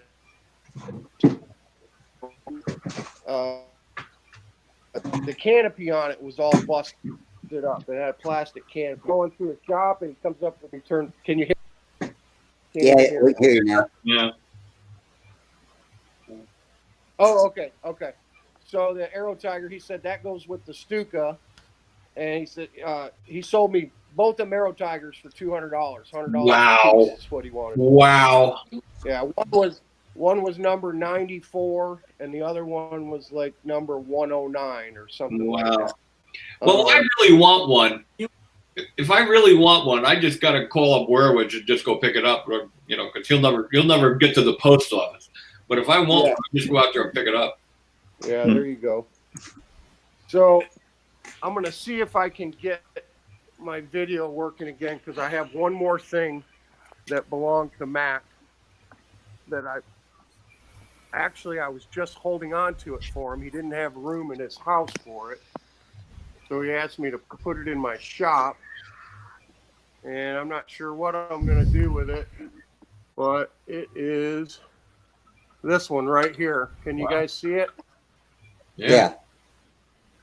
Sweet Sweep, I think. It's right? a King Sweep. King Sweep. There you go. King Sweep. So Mac stopped working on this plane. I guess he told me around 2010 he stopped working on this, and it's ready for paint. You know, it needs to be gone through again. It's been hanging for 10 years, and this is also set up for an Aero Tiger 36, is what he had planned on putting. So Did you ever, I'm not sure. Go ahead, Bob. Did you ever see my Sweet Sweep? Yeah, I have. I got a Sweet Sweep. So I don't know. I need to find a good home for that. Somebody that would be willing to finish it and fly it. I don't think I'm up to the task on that one. Well, if it came with an Aero Tiger 36, I might. Oh, okay. Yeah. No, I've got. I have a Continental kit that for my Aero Tiger 36. That's the plan for that. I've got a RSM Continental kit. A D'Amico? For the 36. Wow. So those. I have one of those. Are going to. Yeah, I was going to say, Bob, the last I heard, Randy has all the parts to make a Thunder Tiger 36 or the Aero Tiger. The Aero Tiger 36. If you have a new Thunder Tiger 36, you can find one of them on eBay cheap. Yeah. He's got the parts to convert it, but he doesn't have any more of the Thunder Tiger motors to cases. Yeah. Well, Christ, I got 4 of those. New ones? Yeah. Call Randy. He had parts. Last time I talked to him about it, because he couldn't get the cases anymore, but he had all the piston cylinders and pad or whatever else he does. I think I have 5 of those. Yeah, because I got one up here on one of plate. I got a used one up here that I picked up for $5 at the Perry swap meet, and it didn't have a carburetor on it, and it was in a junk pile. But I put a Randy Venturi and a PA needle on it, and it runs okay. Wow. But I have 3 brand new ones that have all been they got Jim Lee Venturis and Tiger needles in them. They're set up for control line, but I've never run them. I never ran them. I had them for sale on the Facebook control line classifieds for, I think I had $130 a piece on them. I had all 3 of them up there, and nobody chewed on them, so I took them off. I was getting ready to maybe throw them on Stunthangar or do the eBay thing with them, because like I said, I've got the 2 Aero Tigers, and I've got 4 brand new Thunder Tiger 36s and 1 used one. So I'd call Randy, Mike. See, he told me he wanted it. You had to have a new motor. I don't know why. What the difference would be that and the used one, since he was going to put a different piston and cylinder and stuff in it, but because it'd only be the crank. You know, another great one. You know, another great running motor, if you could get the parts for it, would be an HP40 with the Ron Peters ABC piston and liner in it. Those were great running motors too. Yeah. Okay. That was probably the second best glow motor. Yeah, that's what Freddie Tellier used to use. Yeah, the Ron Peters liners. Willie Wiley made liners for him too. Yeah, for a while. that's right. But I had the Ron Peters liners. And Robbie had those in his Europas. All those years he won with the Europa, he had those HP40s with the Ron Peters liners. They were great. It's another Canadian with the did gold something. head. The Thunder Tiger 36s, they come up on from time to time, and they fetch between $125 and $150 when they go on eBay for an RC version. Wow! And I do see them from time to time, and RC groups classifieds, you can catch them on there every once in a while too, but you just got to be looking. Now, if I do get another Aero Tiger 36 and get it in a Caprice, will you guys talk me through how to use glow again? Yeah. I think you can figure it out, Bob. Not a problem. Been a while. Hey guys, I'm beat up. Sorry. Good night, man. Good night. Right. Good night, Chris. Good night. Hey, Len, what happened to you Friday night? What do you mean? You weren't on Friday night, were you? I was here. Were you here? Who was Yeah, gone? I was here. Oh yeah. Wasn't me. I was here till the end. There was some who wasn't on. I was wondering where they were at. Dennis. I don't know who it was. I was only on for about an hour Friday night. I was beat up. I just took off, and there was a big discussion going on. I didn't want to interrupt it, so I just bailed. Oh, that's right. You built that swing set. Yeah, it was Dennis. Yeah, we just finished it today. Yeah, me and the other grandpa built a swing set for the grandkids.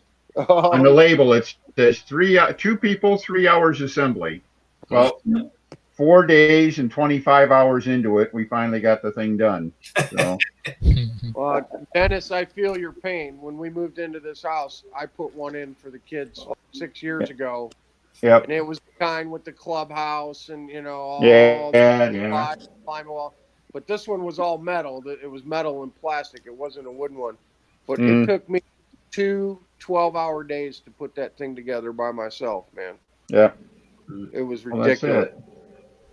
It had, I'll bet you it had 600 bolts in that damn thing. 600 bolts and screws. Yep. Well, that's what this was. None of them were they all the lumber was cut to length, but it wasn't drilled. And they put a gazillion wood screws in it, and sheet metal screws or whatever, drywall screws, things like that. It was just crazy. So all on the plus side, they actually had a pretty good instruction manual and stuff like that, so it wasn't too bad. And the 4-year-old granddaughter is just absolutely, crazy right now. She's just going on the swing for a while. She'd run up, climb the tower, and she'd go down the slide, and then she'd back on the swing, back on the slide. And then the 3-year-old, he's autistic, and he doesn't communicate or anything like that. But he has, since he was a little baby, he has loved being on a swing. You put him in the swing, and you could just see it in his face, all relaxed and smiling and everything like that. So, all in all, it was a pretty well spent 4 days. So, it's all worth it. Yeah, that's all worth it. I'm sure they'll remember that when they pick out my nursing home. You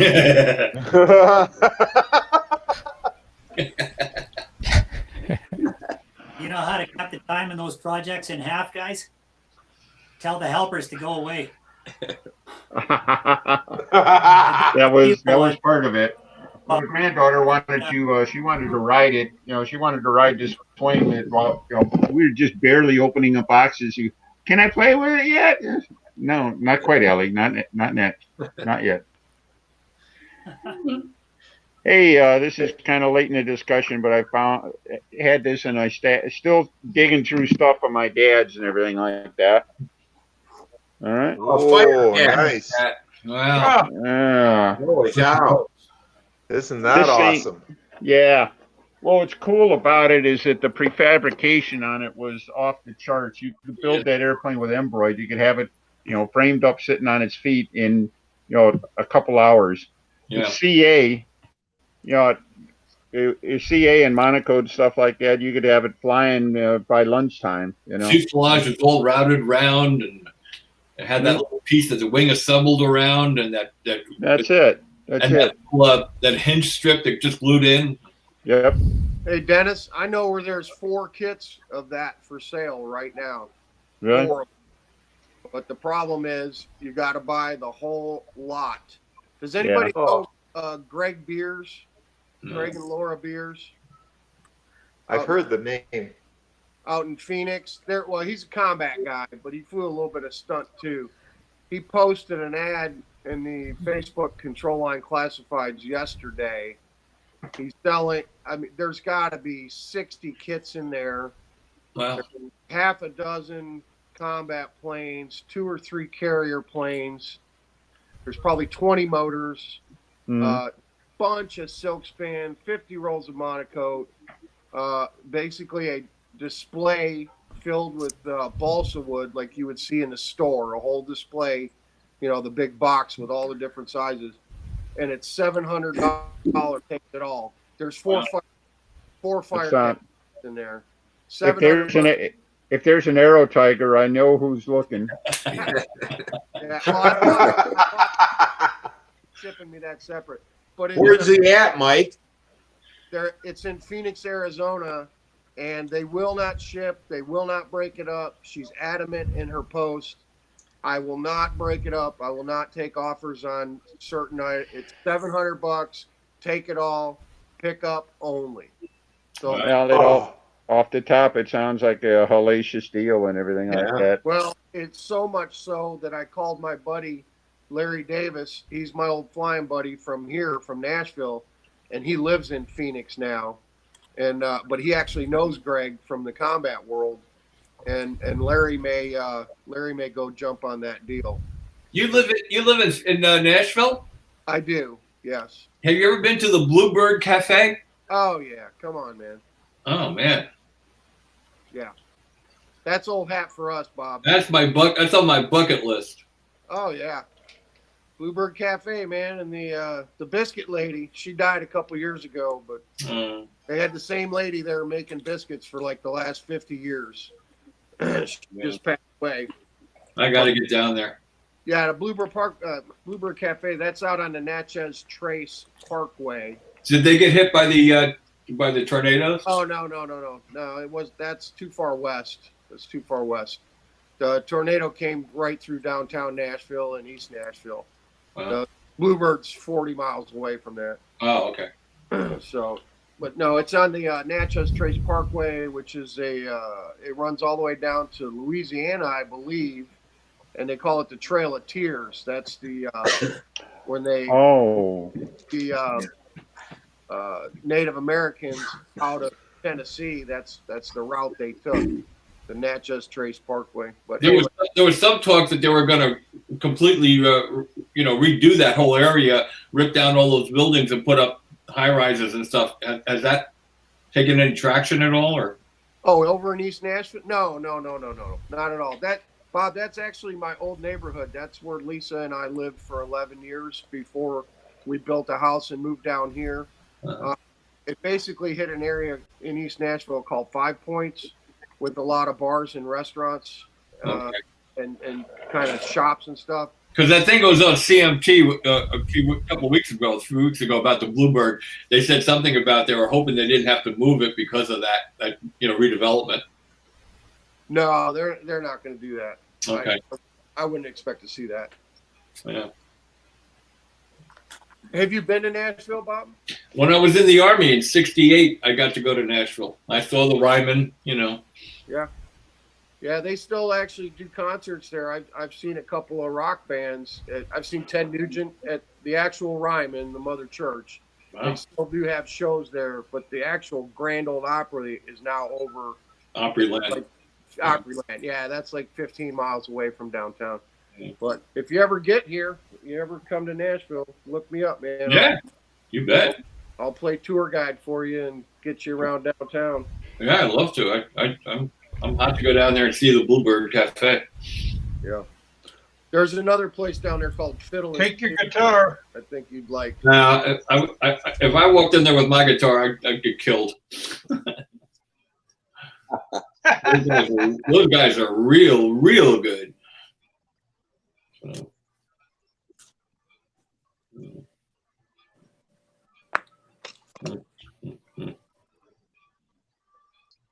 My nephew writes music in Nashville. Wow. What restaurant does he work His name's Gavin. I don't know, but I know his name's Gavin Slate. That's all I don't know where he works down there, but he's bought a house down there and he's living there, so he's obviously making money at it. Yeah, that's a running joke here, man. I mean, I have so many friends that work in the service industry, bars, restaurants, all that stuff. I'm sure. But every one of them is a singer-songwriter. They all got guitars, or they all play bass, or they all play drums, and they're all in bands. You know, everybody in Nashville is a band. Yeah. Every Tom, Dick, and Harry. Yeah, oh yeah, it's a music town for sure. Yeah. A lot of talent here for sure. And the cool thing, most you don't definitely. even have to go out on Broadway, you know, the main drag. There's so many other places around town, just little holes in the wall where you can go hear really excellent music. You know, there is a lot of talent for sure. So yeah, we don't take advantage. You know, it's right in our own backyard. It's one of those things that when we get family or friends in, we go downtown, take them honky tonk and do Broadway and all that stuff. But we don't go down there ourselves a lot anymore because we've just been there, done that, you know. Mm-hmm. Yeah, it's old hat for you. It is, but we always get put to work when somebody comes to town. And any new visitor here is like, "Can you take me down to Broadway? I want to go buy cowboy hat. You know, I got to get a Nashville T-shirt." Or the other big thing, they always want to go to the American Pickers. We got the Pickers here now, and that place ain't nothing but a glorified T-shirt shop. That's all it is. You go and a T-shirt that says you were in the Picker store. You don't ever see Mike and Frank in there, or Danielle, or that other girl.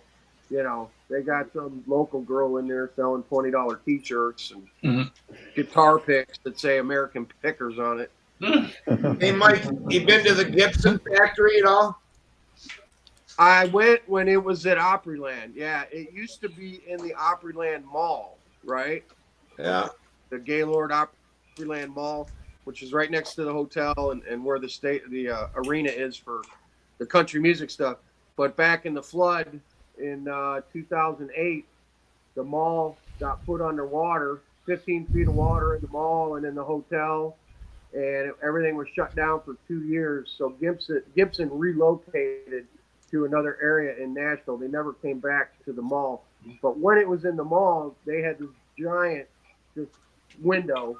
You know, the whole thing was open to the public. You could basically see every step of them building guitars. You could see all the craftsmen doing their stuff behind a big piece of glass. I'm sitting right now less than a mile and a half as the crow flies from Martin Guitar Company. From Martin? Okay. Yeah, Martin's right. I go to Martin, take all my buddies over there for the hour-and-a-half long tour and the museum and everything. But I'm not really allowed there anymore because I don't play Martins. I play Taylors. So. Yeah.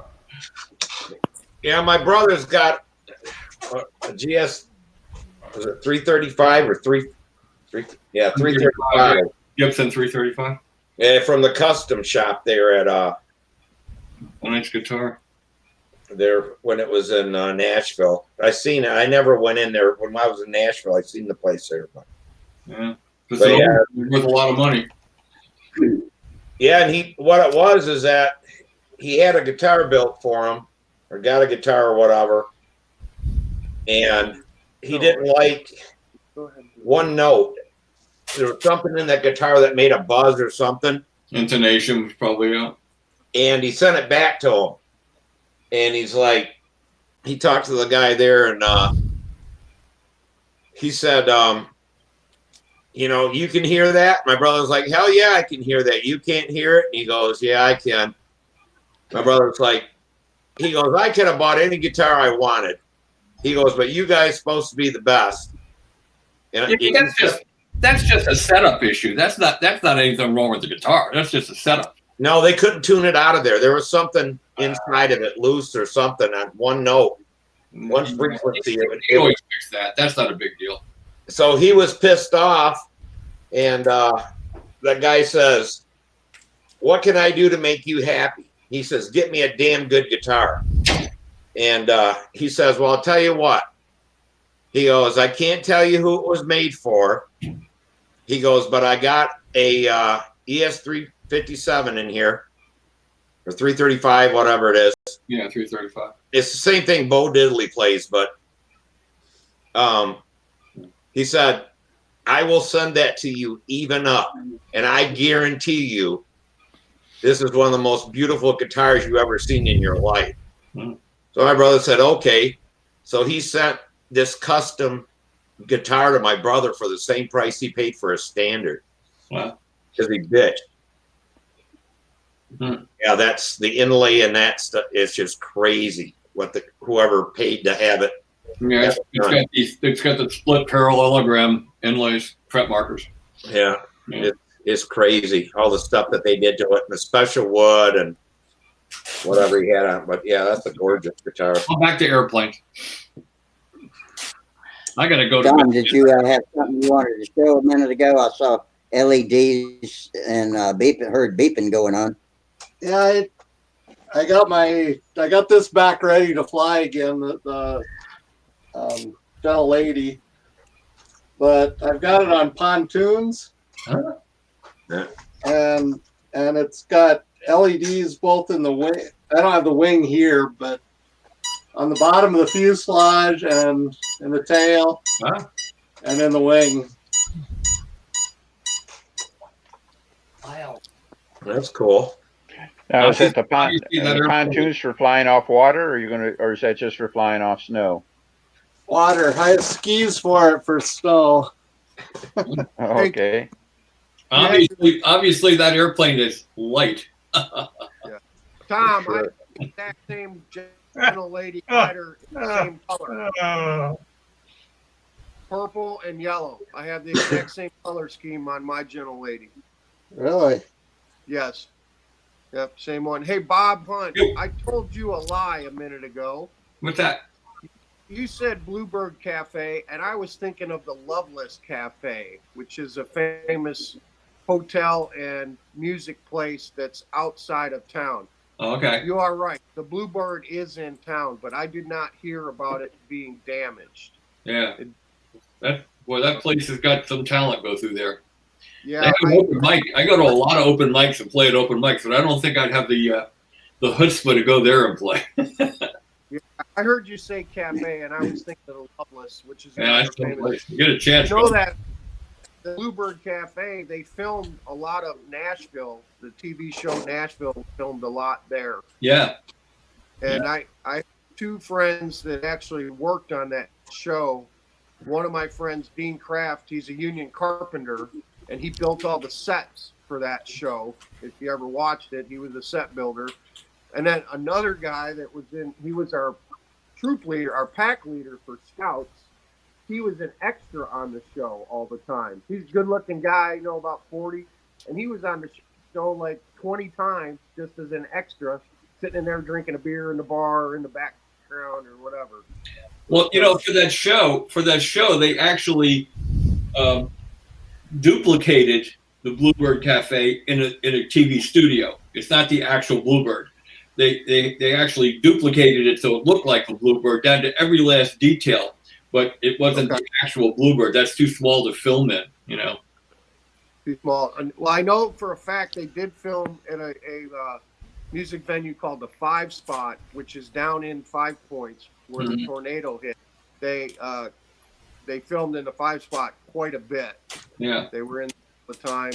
I gotta get down. I gotta get down there. I gotta get down. Do you remember the airplane, the jet that they were always flying around on? Like they were on their private jet. Do you remember any scenes?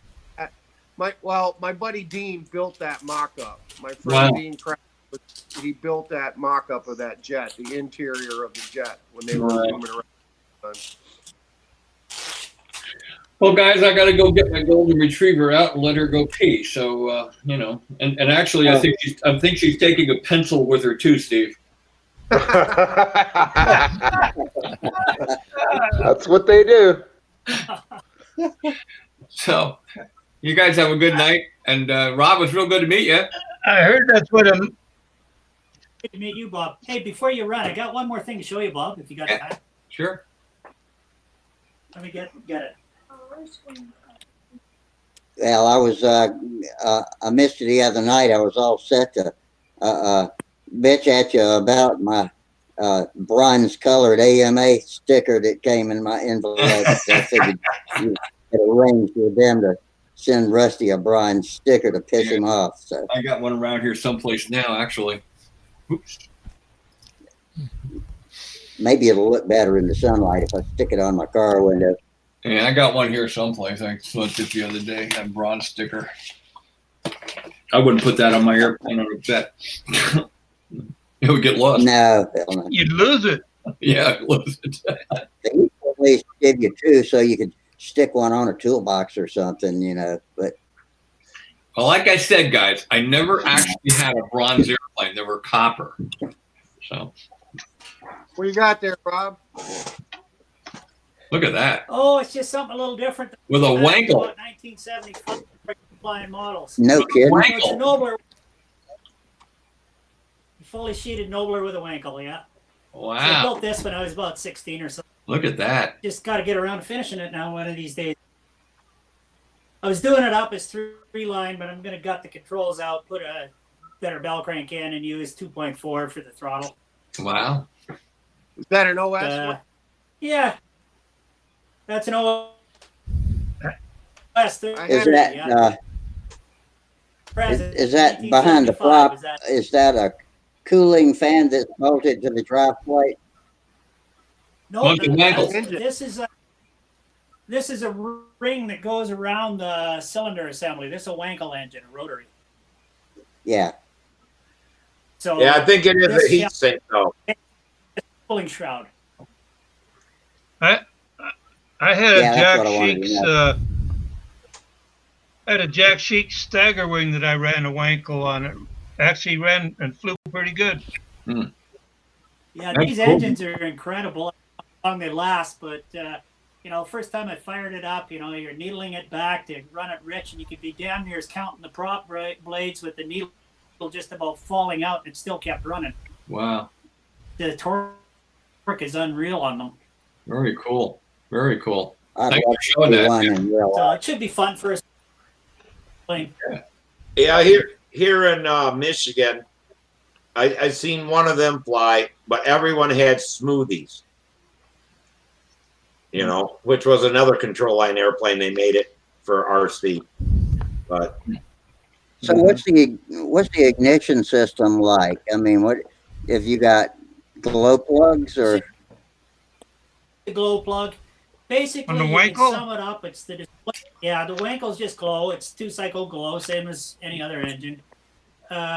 Sum it up basically that it's the displacement of a 30, the power of a strong 45, and the weight of a 60. Or fuel consumption, I should say, of a. Yep. So they're thirsty.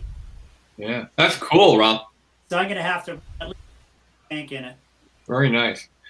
Well, my molded the nose, you know, nice. Thick. You know, the nose construction's just fiberglassed over, molded. Yeah. They're pretty smooth running engines, so you need a huge amount of structure there. Yeah. Very nice. Thanks for sharing. Yeah, that. I love that. is that an OS or is that the one that made it for OS before? Well, it's all the same thing. OS was licensed to build them from NSU Gropner. Hey guys, so NSU Gropner writes all of the Wankels in the world. Check out how much elevator throw he's got on that thing. It's just stock Nobler setup. Wow. Oh yeah. Nothing unusual about it. That's speedy. This is a green box originally. Oh, that's not. I thought that was the RC version. Nope. This is a green box control line Nobler. It looks like a lot of elevator throw. Just changed. Yeah, and it's fully skinned too. Just does. Oh, okay. I thought when I seen that Wankel, I thought it was a RC back when they made the RC Nobler and the RC Smoothie. That is an RC Wankel. He said he's going to run 2.4 for the throttle. Yeah. Oh, okay. Hey guys, I got to run. Right. I will catch you on Friday. All right, Bob. Bye-bye. Right. See you, Bob. Have a good one. See you, Bob. I had that same engine, that same Wankel. My dad had one in his collection that he used to run on the bench in the backyard occasionally. And of course, after he passed away, some of the stuff I kept, but some I took to the club, and I think some guy gave me $50 for it back in 1985. Holy shit, that's cheap. Because I see him going. Yeah, well, I was a dumb kid. I didn't know, and I got taken advantage of by, an older guy. Because I was only 18 at the time. $150. It was $150 in 1975. Yeah, they were expensive back in the day when you could buy a Super Tiger and stuff like that for around 50, and then were over twice as much money. I hope you can get a big enough fuel tank. Yeah, hopefully you can get a big enough fuel tank in that thing to fly the pattern. Yeah, it's going to need at least 5 ounces. At Probably least 6. Yeah, because $300 or $400. Because I know that with a 10-ounce tank, they couldn't get 10. You couldn't even get 10 minutes on a 10. They burn over an ounce a minute. Oh wow! Full throttle. Oh yeah. Mine didn't. Like I said, they're thirsty. Strong 60. Yours didn't. No, I had a 6-ounce tank in mine, and I could run the whole pattern. Oh, okay. Yeah, we had guys at the field that had them. They were thirsty as a pipe. There was the other way. Steve, were they running the 30 Wankel or the 45 Wankel? Because they made 2 different engines. There was the bigger one.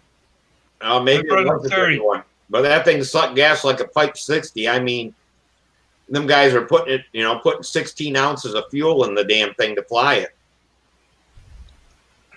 Keep it up there for 10 minutes. I mean, that damn thing really drained fuel.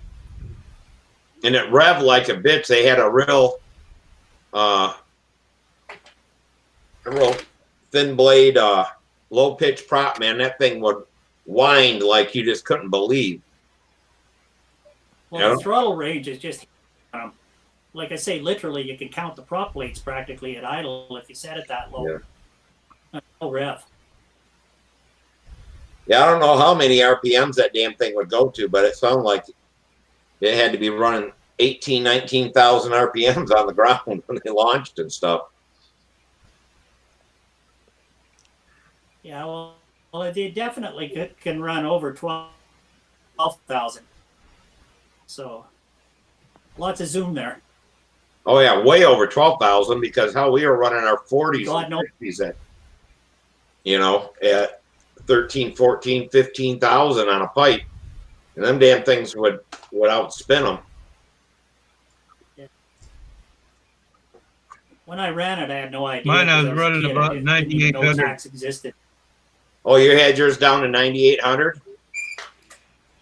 Yeah, I did. Oh, okay. Yeah, that's one thing about a true Wankel engine, man. Them things will turn some RPMs that it's just hard to believe.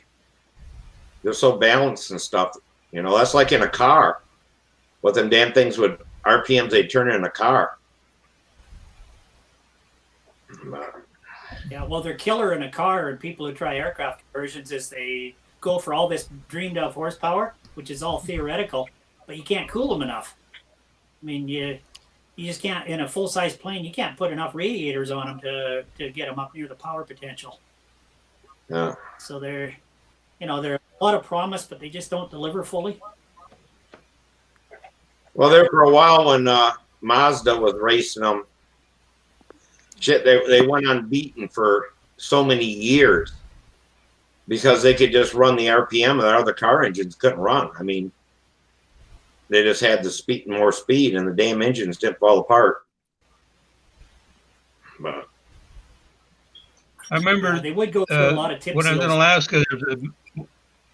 When I lived in Alaska, one of the snowmobile manufacturers came out with a Wankel-powered snowmobile, and yep. and that thing had so much torque you could sit at the bottom of a hill and just give it a little throttle and climb up to the top of the hill. No problem at all. Just all torque.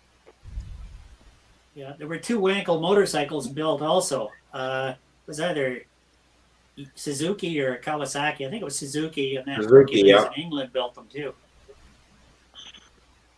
Yeah, a buddy of mine had a Wankel, a big Wankel road bike, but seals something. The damn things leak. There's some deal with them that wears out on them.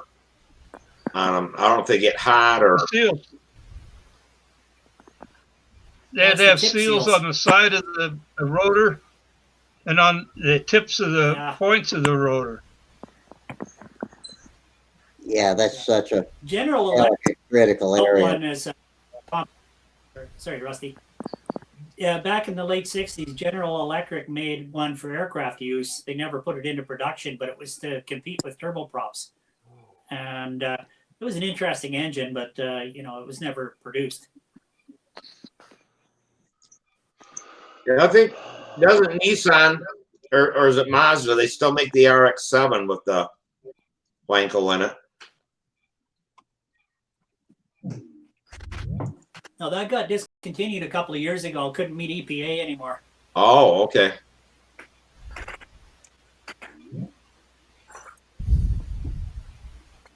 But yeah, I was watching one of these automotive deals on there, and it was some German car I'd never heard of, and it had a Wankel engine in it. And I guess when they went out of business, Mazda bought them or something, and then started making, doing that. But they took that engine apart, and they said the biggest thing was all the service that damn engine took when it first came out. But yeah, it had oil all over inside the engine compartment, stuff like that. But it was a real little small car, and it had that guy unbolted it and picked the damn engine up by hand, took it up out of there. Well, those little RX-7s were dirt cheap for a sports car in the day too, back in the 80s. Yeah. So they sold lots of them. Yeah, my best friend bought one in '87. That was a nice little car too. It would keep up with that day's Corvettes with no problem too. Yeah. I don't know about straight line, but going around curves and hills. He lived in Raleigh, near Raleigh, lived in Cary, and it was hilly and curvy, and so those kind of roads were perfect for it. Yeah, talking about old sports cars, a buddy of mine had a MG with a V8 in it, and it was supposed to compete with a Vet back then. And that was a scary car. I mean, that thing was so little, and with all that horsepower of a V8, I mean, it was crazy how that thing would break the tires loose and stuff. And it was so heavy in the front end and stuff, it didn't handle worth the crap, but it was pretty good in straight lines. It's like putting a Rojet 90 in a Nobler. Yeah, that's about what it is. Like some of those things like that. Anybody get out flying today? It was a beautiful day here. I don't know what it was like down there. It got windy when it got warm. That was the only. Okay.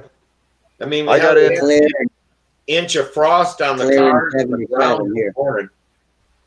We did really well today. We got Brad Lapointe and I got out and got 8 flights each today. Wow. It was a good day. How warm did it get there? Got 61 here. Yeah, a little less than that, 50 odd. How was the wind? Take it easy, John. Take it See easy, you guys. John. Take care. Doing Yeah, better good than night, us John. out here. See ya. Take care. See you, John.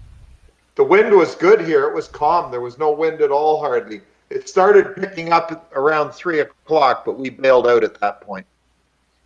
Yeah, that's about the time I was gonna go out. Pat Yeah, got home from work. too windy by then. Yeah, it was getting windy by then. It was getting cloudy too. Yeah, Pat got out of Yeah. work at 2, got home. I talked to him, and the wind was picking up. And I went and got the plane and stuff like that. And I went outside, and I'm like, ah, shit.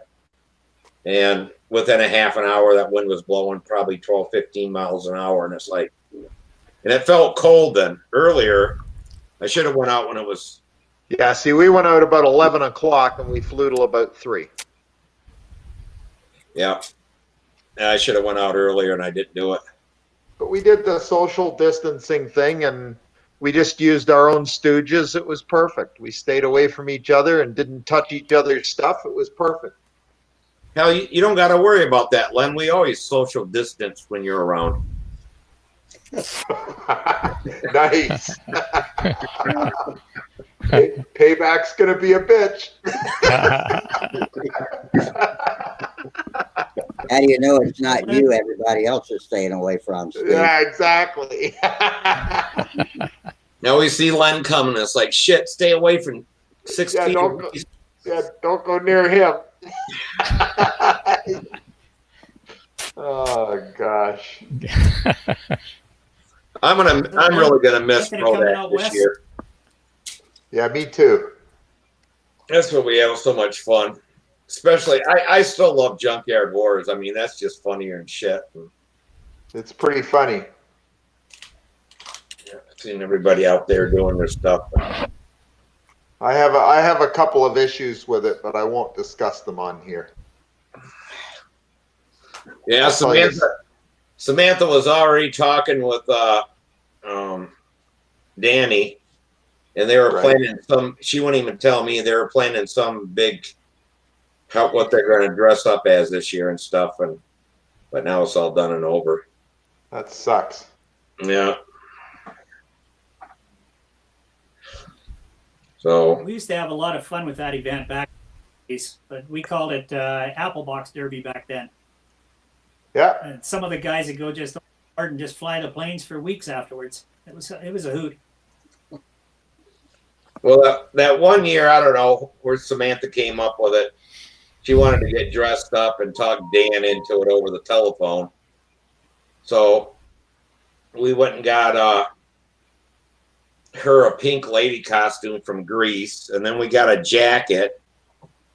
And Samantha painted all the T-Bird stuff on the jacket and shit. And we had white T-shirts for all the kids, and I took empty cigarette packs and we rolled them up in their sleeves and stuff like that. And they all flew. But then next year we did clowns. I remember the clowns. You don't remember them playing that Grease song and all them going out there with their. What year was that? Oh shit! It was the year before the clowns, and it must. I remember the clowns. I do remember that, but I don't remember the Grease thing. Yeah. But I can't. They were going to do it the following year, and I'm like, man, you know how much this cost me? Oh, it's expensive. Yeah, that clown deal was like $500 and some bucks for all them clown outfits and shit, and all the makeup and this and that. Junkyard War. I had a couple hundred in the Grease deal. Well, I'll tell you, when it comes to Junkyard Wars, I don't mind having fun and fooling around, but anything I buy for it's usually from the dollar store. Yeah. I don't have to worry about Sam because the Florida guys always kidnap him and dress him up for me. So yeah. They took him the shark year and made him a shark, and then they took him last year and made him a pirate. Pirate, yeah. I think Rick Osborne was responsible for that. Little traitor. Yeah, I still got a box of damn clown outfits here at the house. I told Samantha to find somebody to wear them or whatever. Wigs and. I still got a damn Canadian sticker on the back of my Titan pickup truck.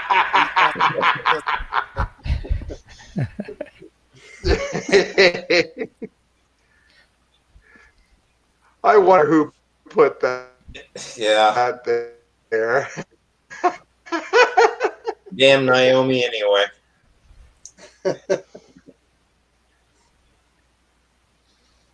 Yeah. Wouldn't be me. Not a chance. Hey, Mike, thank you so much for those props. I'm looking forward to them. I'm going to have to cut you down to one bag, Lynn. I made That's not a problem. In my calculation. Hey, don't worry about it. It's all good. Yeah, I had told somebody I would give them a bag, and then I counted everything up, and I was like, shit, I can't send Len too. So, but you got to send me your that's fine. Don't sweat it. I don't think you PM me your address. I will do that tomorrow morning, first thing. Yeah, my plan is to get everything mailed out on Friday. The good news is this guy told me he's pretty sure he's got another 200 props in a storage unit somewhere. Okay. So there may be another batch coming. Okay. If you get another batch, I'd be interested in another bag. Absolutely. Well, that's the plan. What are they? Rev ups? Okay. Rev up 12.5s. Yeah. Oh shit. Yeah, rev ups. Yeah, I just bought 180 of them. Damn. And I sold 150 of them on. Wow. I kept 30 for myself. The way Sam goes through props, I need them. So, but the guy says he may have another 200. So I'm gonna try. If he can find them and I can work out a deal to get those as well, I'll get those and we'll do another run. So, but that's not set in stone. So Mike, that's amazing. If that happens, can you put me down for another bag? Yeah, absolutely. Everybody will get a chance to get them again. But that's not set in stone. So let's just keep our fingers crossed for that. Yeah. Good find, Mike. That's amazing. Well, guys, I'm out of here. Yeah. It's almost midnight, so see everybody Friday. Yeah, looks Steve, like Rusty's out of here too. What? No, I'm not. Oh, okay. I thought you were sleeping there. No, I'm multitasking. I haven't had much to say. Okay. Just kind of keeping up here. I was wondering, Danny. Dennis was napping out. No, not completely. So. No, whenever you guys started laughing, I woke up. So, which has been quite a bit Too much tonight. swing actually. set, Dennis? So, I did learn how to do too much time on something the else swing here. set. That's what happened. Yeah. All right. You have to post a picture of it. See you, Steve. Yeah. See you later. Good night, Steve. Right. Take it easy, Good night, Steve.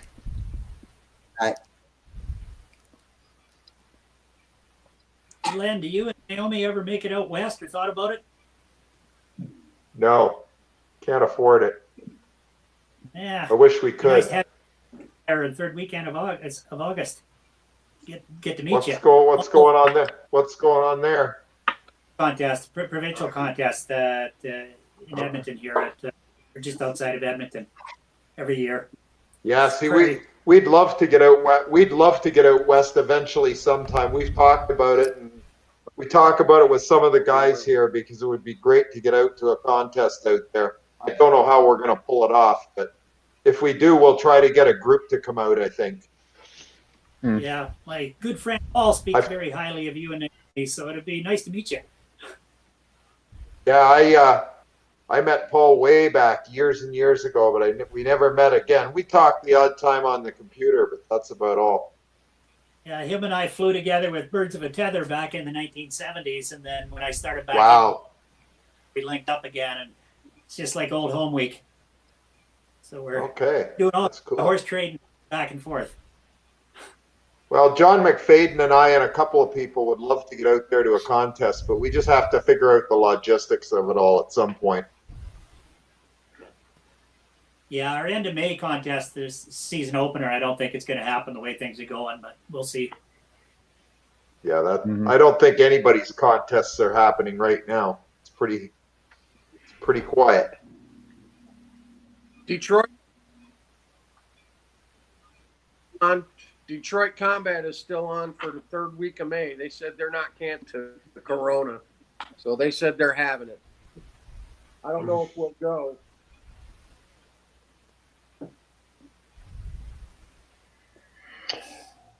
Well, they could call it the Corona Combat Contest. Yeah.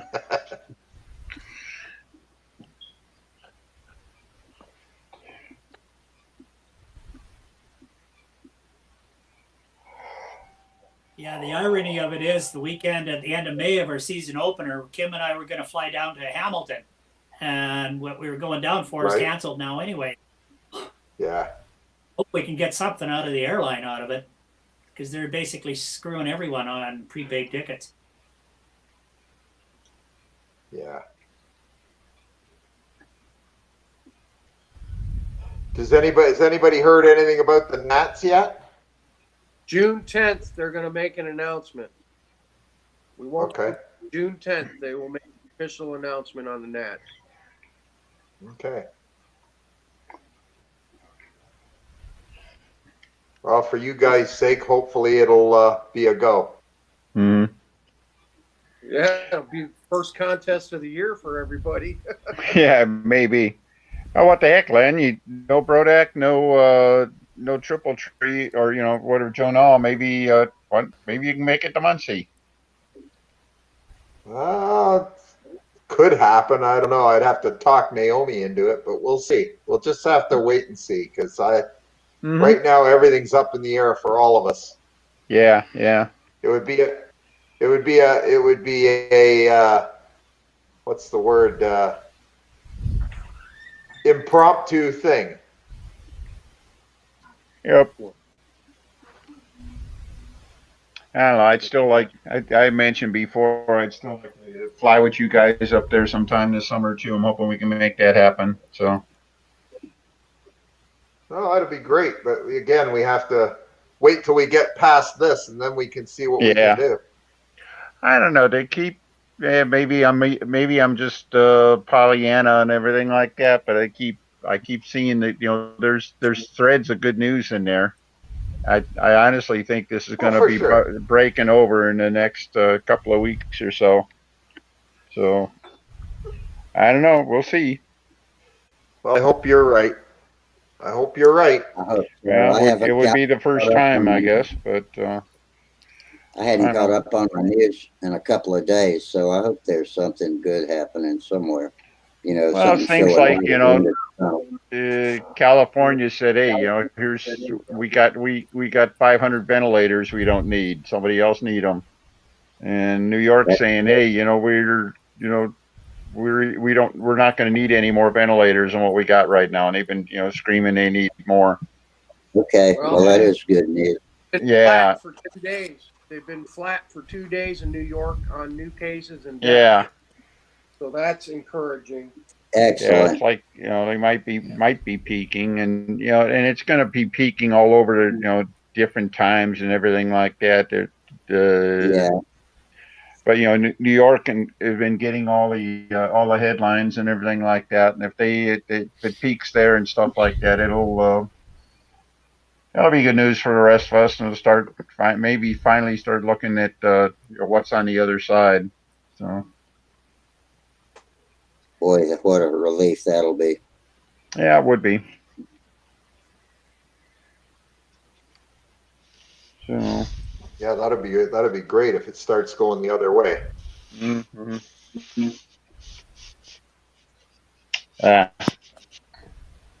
Means I'll be back to being behind on my building schedule. So Yeah, me too. I better start building tomorrow hard again. been putting things off. Well, heck, no Oh sense yeah. in building. No Oh, sense there's in no building rush now. now. Yeah, let's go build a swing center. Now there'll be this huge rush. Exactly how it's going to go. Now there'll be a huge rush to get it all done. Oh my Everybody God. should be way ahead on building right now, man. I mean, Mike's had so much extra time. He's building hand launch gliders and everything else. So that man. I'm building bislobs. Oh my! Nice. Now you need therapy. I got an ARF. I got an ARF that I'm building with Naomi, and I'm trying to resurrect another one that I busted a few years ago. But it's pretty bad. It's not quite as bad as the one we broke at Prodax last year, Mike, but it's pretty bad. Yeah, that thing was in rough shape, man. Yeah, it wasn't really salvageable. Hey, I flew Sam's old. Go ahead. I was gonna say I got that one from Paul Taylor. He gave me that for helping him broker the deal on Wendy's Testarossa when I did that. Ah, okay. He gave me that bislob. So yeah. Cool. Go ahead. I was gonna say we flew the Skybot, I guess it was today, the silver one that you gave us. The Streak 2000. Oh, is that what that was? A Streak 2000? Yeah, that's Phil Cartier's Streak 2000. We got 6 flights. I got 6 flights on it today.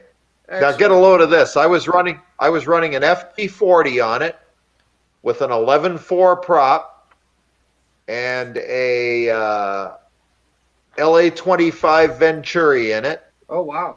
And I was getting through the pattern with extra laps on 2.5 ounces of fuel. Holy cow! Man. I couldn't believe it. 2.5 ounces. I could not believe it. That's great. Yeah, running just like a pipe motor. Screaming blue murder and flying about 5-second laps. Good. Well, I'm glad you're getting some use out of it. Yeah, it was a lot of fun. The motor I got off eBay, so it was like a $20 motor. Even better, right? Yeah. And cheap motor. Cheap motor, cheap motor, and cheaper airplane. Can't beat that.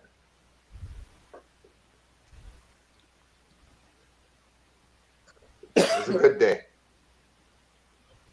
Also flew my old reliable yellow and black Cardinal. It flew good. LA-46. I flew 2 flights on it. The second pattern looked pretty nice, so I put it back in the car after that before something stupid happened.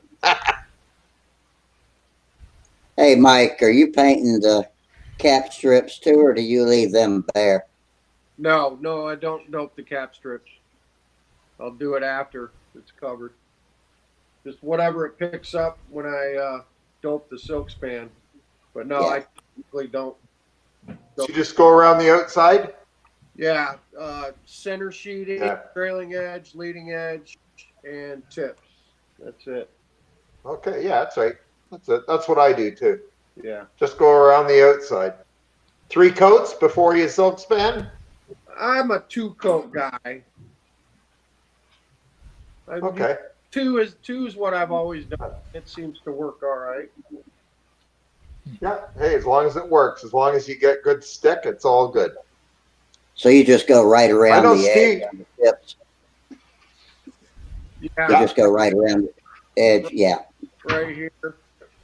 Yeah. And then I do the gussets because when I do these tips, I'll do them in pieces. I'm going to cover it to this cap strip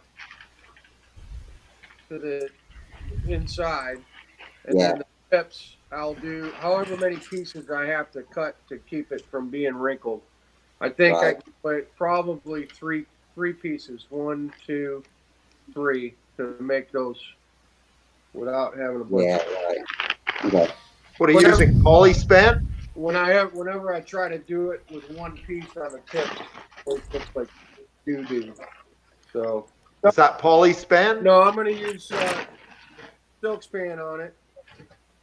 I got Oh, 40 sheets of silk span off of Jimmy West a couple of years. wow.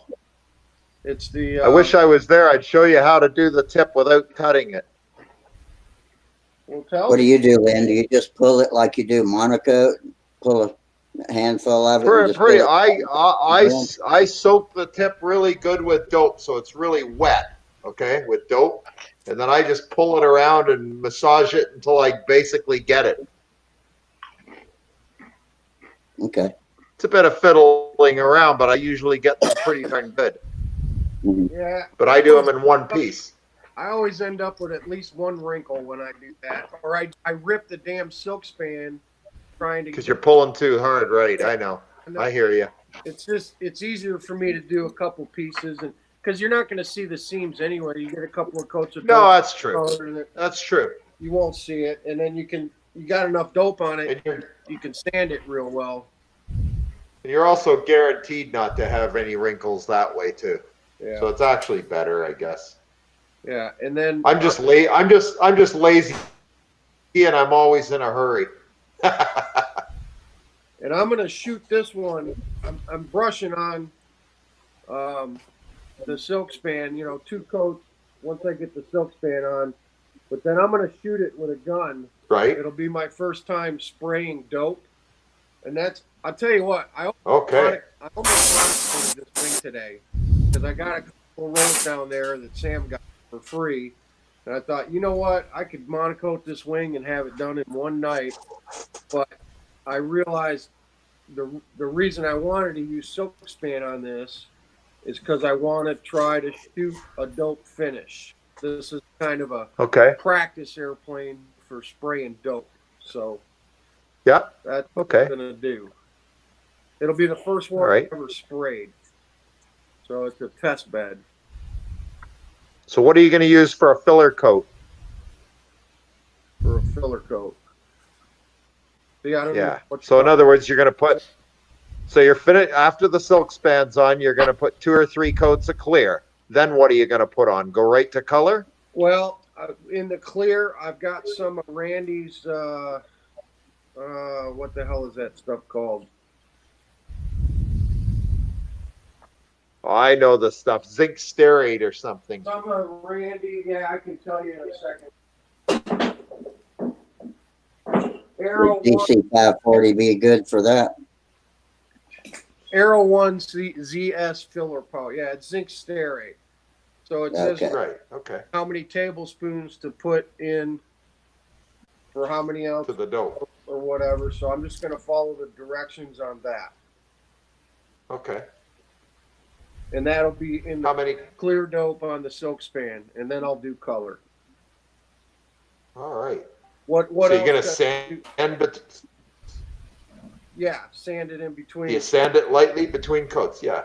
Yeah. Yeah, that's good. That should be fine. What are my other options for a filler coat? What other ways could I do it? Well, talc. Okay. Put a little bit of talcum powder in the dope. That works. But the trouble is, you got to make sure you get stuff that doesn't have. Oh, what the hell is it? You want talcum powder. There's a certain thing in some talcum powders that you don't want in there because it makes the dope go all lumpy. I can't remember what it is. Yeah. That's that scented stuff. What about cornstarch? Could you use that? What's that? Cornstarch, yeah, you don't. That's what it is. Yeah, no cornstarch. You want talcum powder with no cornstarch in it. Okay. So just plain talcum powder. Back when it was available. If it has back when it was available, would this be a good job for DC 540? Most definitely. Most definitely. What I do when I'm doing a DC 540 finish, what I do is I put the silk span on. Then I put 3 coats of thinned out clear, 50-50. Okay. Very light sanding after the 3rd coat. And then I go right to DC 540. Put on 2, 3 coats sanding between each one, and you're ready to finish the airplane. Well, I can do that too because I've got DC 540 here. Well, then do that. That works good too. It's quick and easy. Bang, bang. So It's easy to spray that on. skip the zinc stearate in the clear. Yeah, because all that's in the DC 540, the equivalent. Yeah. Yeah. Is in. Len, were you able to buy 540 in Ontario, or did you bring it up from the States? Most, yeah, we bought it here. No, we got it here at Napa. Napa yeah, Auto here Parts. in Napa, Napa here didn't even have a listing for it. They couldn't even find it. Wow. So no, I ended up buying 16 cans here, but I'm down to about 8 left. And once that's gone, that's the end of it. Mm. Yeah. Well, Mike, I got what Len was two. talking exactly. That, if you can see it, that wingtip on the Chipmunk is all one piece with doctor's paper, which was really good to work with. Good. That looks good. Now I see it. Yeah, that looks good. So okay. It was pretty easy to work with. Bob Hunt gave me a roll of Dr. Paper a couple of weeks ago, and I have yet to try it, but my project is on the table. It's funny, I got a roll of that stuff too. Yeah, I've got a roll of it. But go ahead. But they had one specified on Stunthangar. I couldn't buy it in Canada, but I bought it from Amazon in the States, and my brother-in-law brought it up for me. I had to buy a case of it, but it was cheap. And there's one specific model number of it that is apparently the stuff to use. Okay. And actually, I've got it right here. Yeah, right. Of the DC 540? No, of the Dr. Paper. The Dr. Paper 18-1004. 18 Oh, thanks for telling me. I'm writing that down. I'm writing this down. Yeah, me too. 1004 is what. 18-1004? Double check if there's no. Correct. Okay. Exam table paper, crepe. McKesson is the brand. McKesson. McKesson, okay. They're a famous company.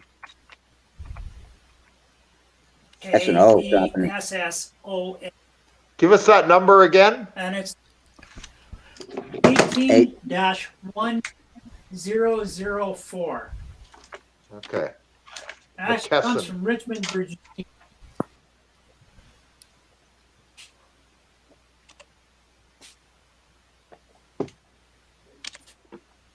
See, I've just got a roll of it, but I have no idea what I've got. I'm going to go down and see if there's anything written on it. Well, you want me to just send you a roll? I got a case of the stuff.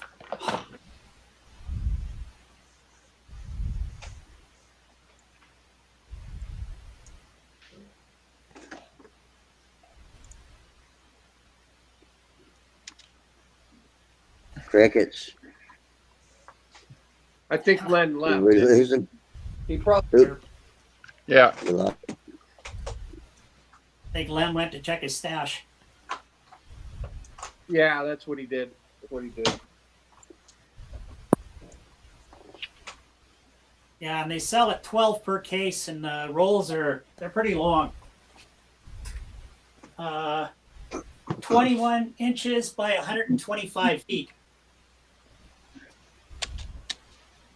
That ought to do a few wings. Well, like I say, if Len wants to roll, I'll send it to him.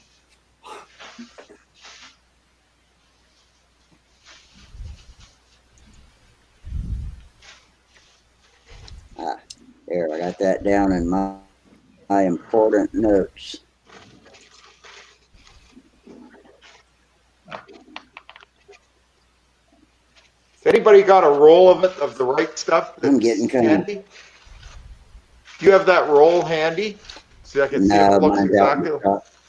Mine's out in the shop. Just want to see if mine looks like his and see if it's the same roll, maybe. I don't know. I have no idea. Yeah, I'll just dig it down.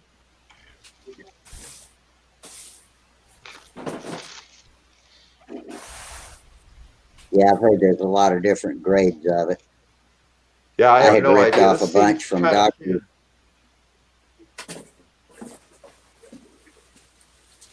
I don't know, nothing really defining on it. It's just you know, roll. it looks the same to me. Put it up right Reach close to out the and grab screen. that list. Has it got a cardboard tube inside it? Yeah. No numbers on it or anything. No, same with mine. Nothing on it. I bet it's the same stuff. Probably stuff. What's it tear like? I don't think Doesn't make mine a lot showed a of. grain in either direction. It doesn't make a lot of Mine didn't noise when show a it grain tears. in Yeah, either this. direction. Does yours make a lot of You noise? probably got the same stuff. Yeah, I think it's No, the same. not a whole lot. Here, I'll It put it up to feels the mic not there. too heavy. It's a fairly lightweight. Is yours fairly lightweight? Oh yeah, it's a like a light medium grade. Yeah, that's what it feels like to me. I bet it's the same stuff. Yeah, probably is. Works great. Yeah. I'm gonna try it. That's awesome. Hey, Yeah, this Lynn. chipmunk Yeah. fell to my this was the third model airplane when I was a kid. Was this chipmunk? What do you got, Mike? So I'm Sorry. doing it. That chipmunk looks good.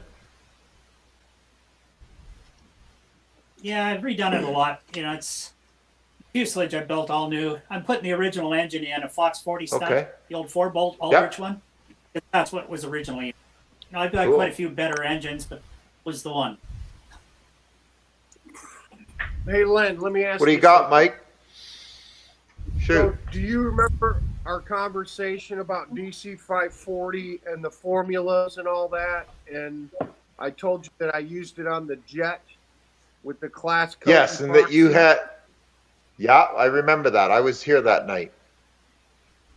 Okay, so the DC 540 that I have is the new formula. It's not The new one, old yes. stuff. And Right. right, and I didn't know that, and I used it on the jet with class code epoxy, but I got great results with it.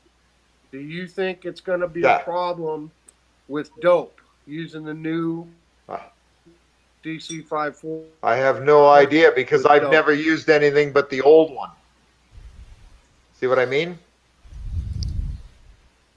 The old one. Okay, Yeah, see, so I've only used the old.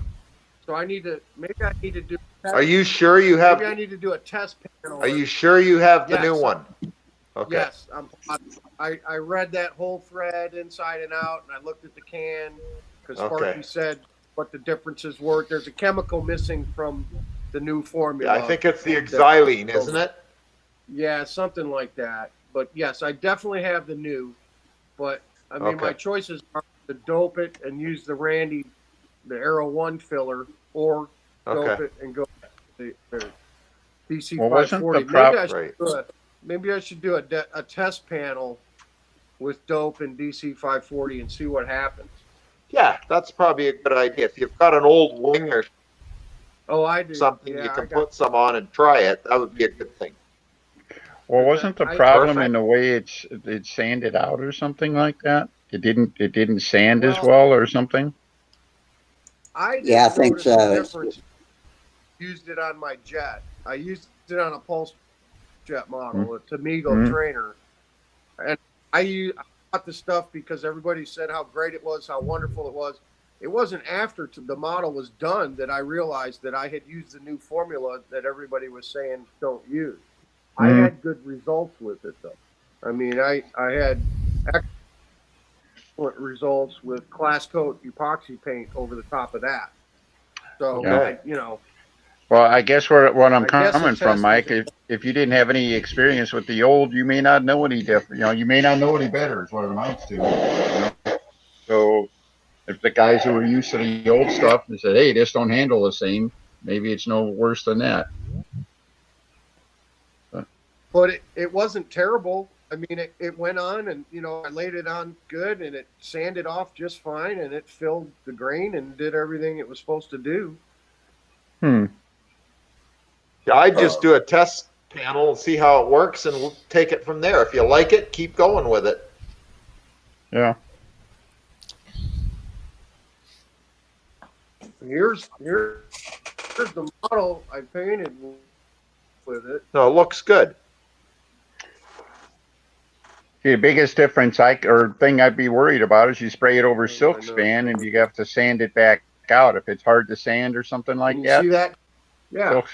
silk span might be Then it's no good. a bear. Obviously, the jet, you wouldn't have encountered any of that. So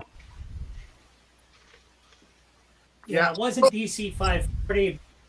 One of the primers that I tried over the doctor paper and dope Right. reacted with it and turned it brittle. I had to recover. Actually, I just cheated on my old flight streak. I just monocoated over it, made it damn tough. But one of the generic whatever high solids primers I tried attacked it. So definitely do a test piece. Mm. What was that primer? I'll on some silk span on an old. Yeah. I'll check see if I still have a can of it around. But I don't remember Just so that we don't do it to work with. That's what I'm saying. Is it came off rather easily on the jet. Yeah. Mm-hmm. But there was no dope underneath that either, though. No. But I do know that the other DC 540, I used it on all my airplanes last year, and it worked great. I used it on the Nobler, I used it on the Cardinal, and I used it on the, just everything. The SV11, sorry.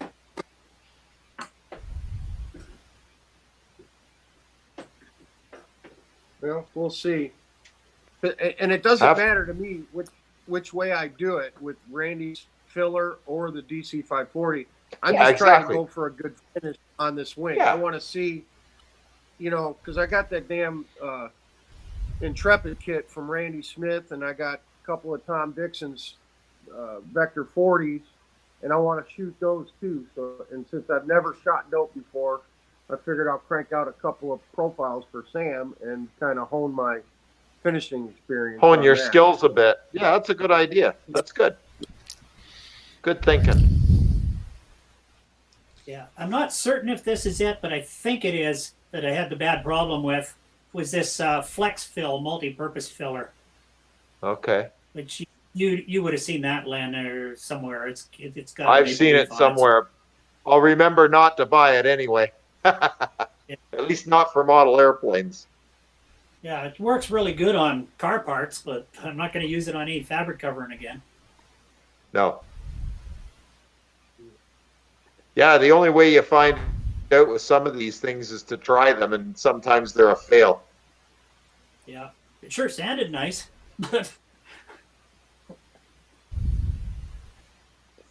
I had a buddy who had one of those chipmunks. Oh. Good night. Good night, Tom. Take it easy, Tom. Night, Tom.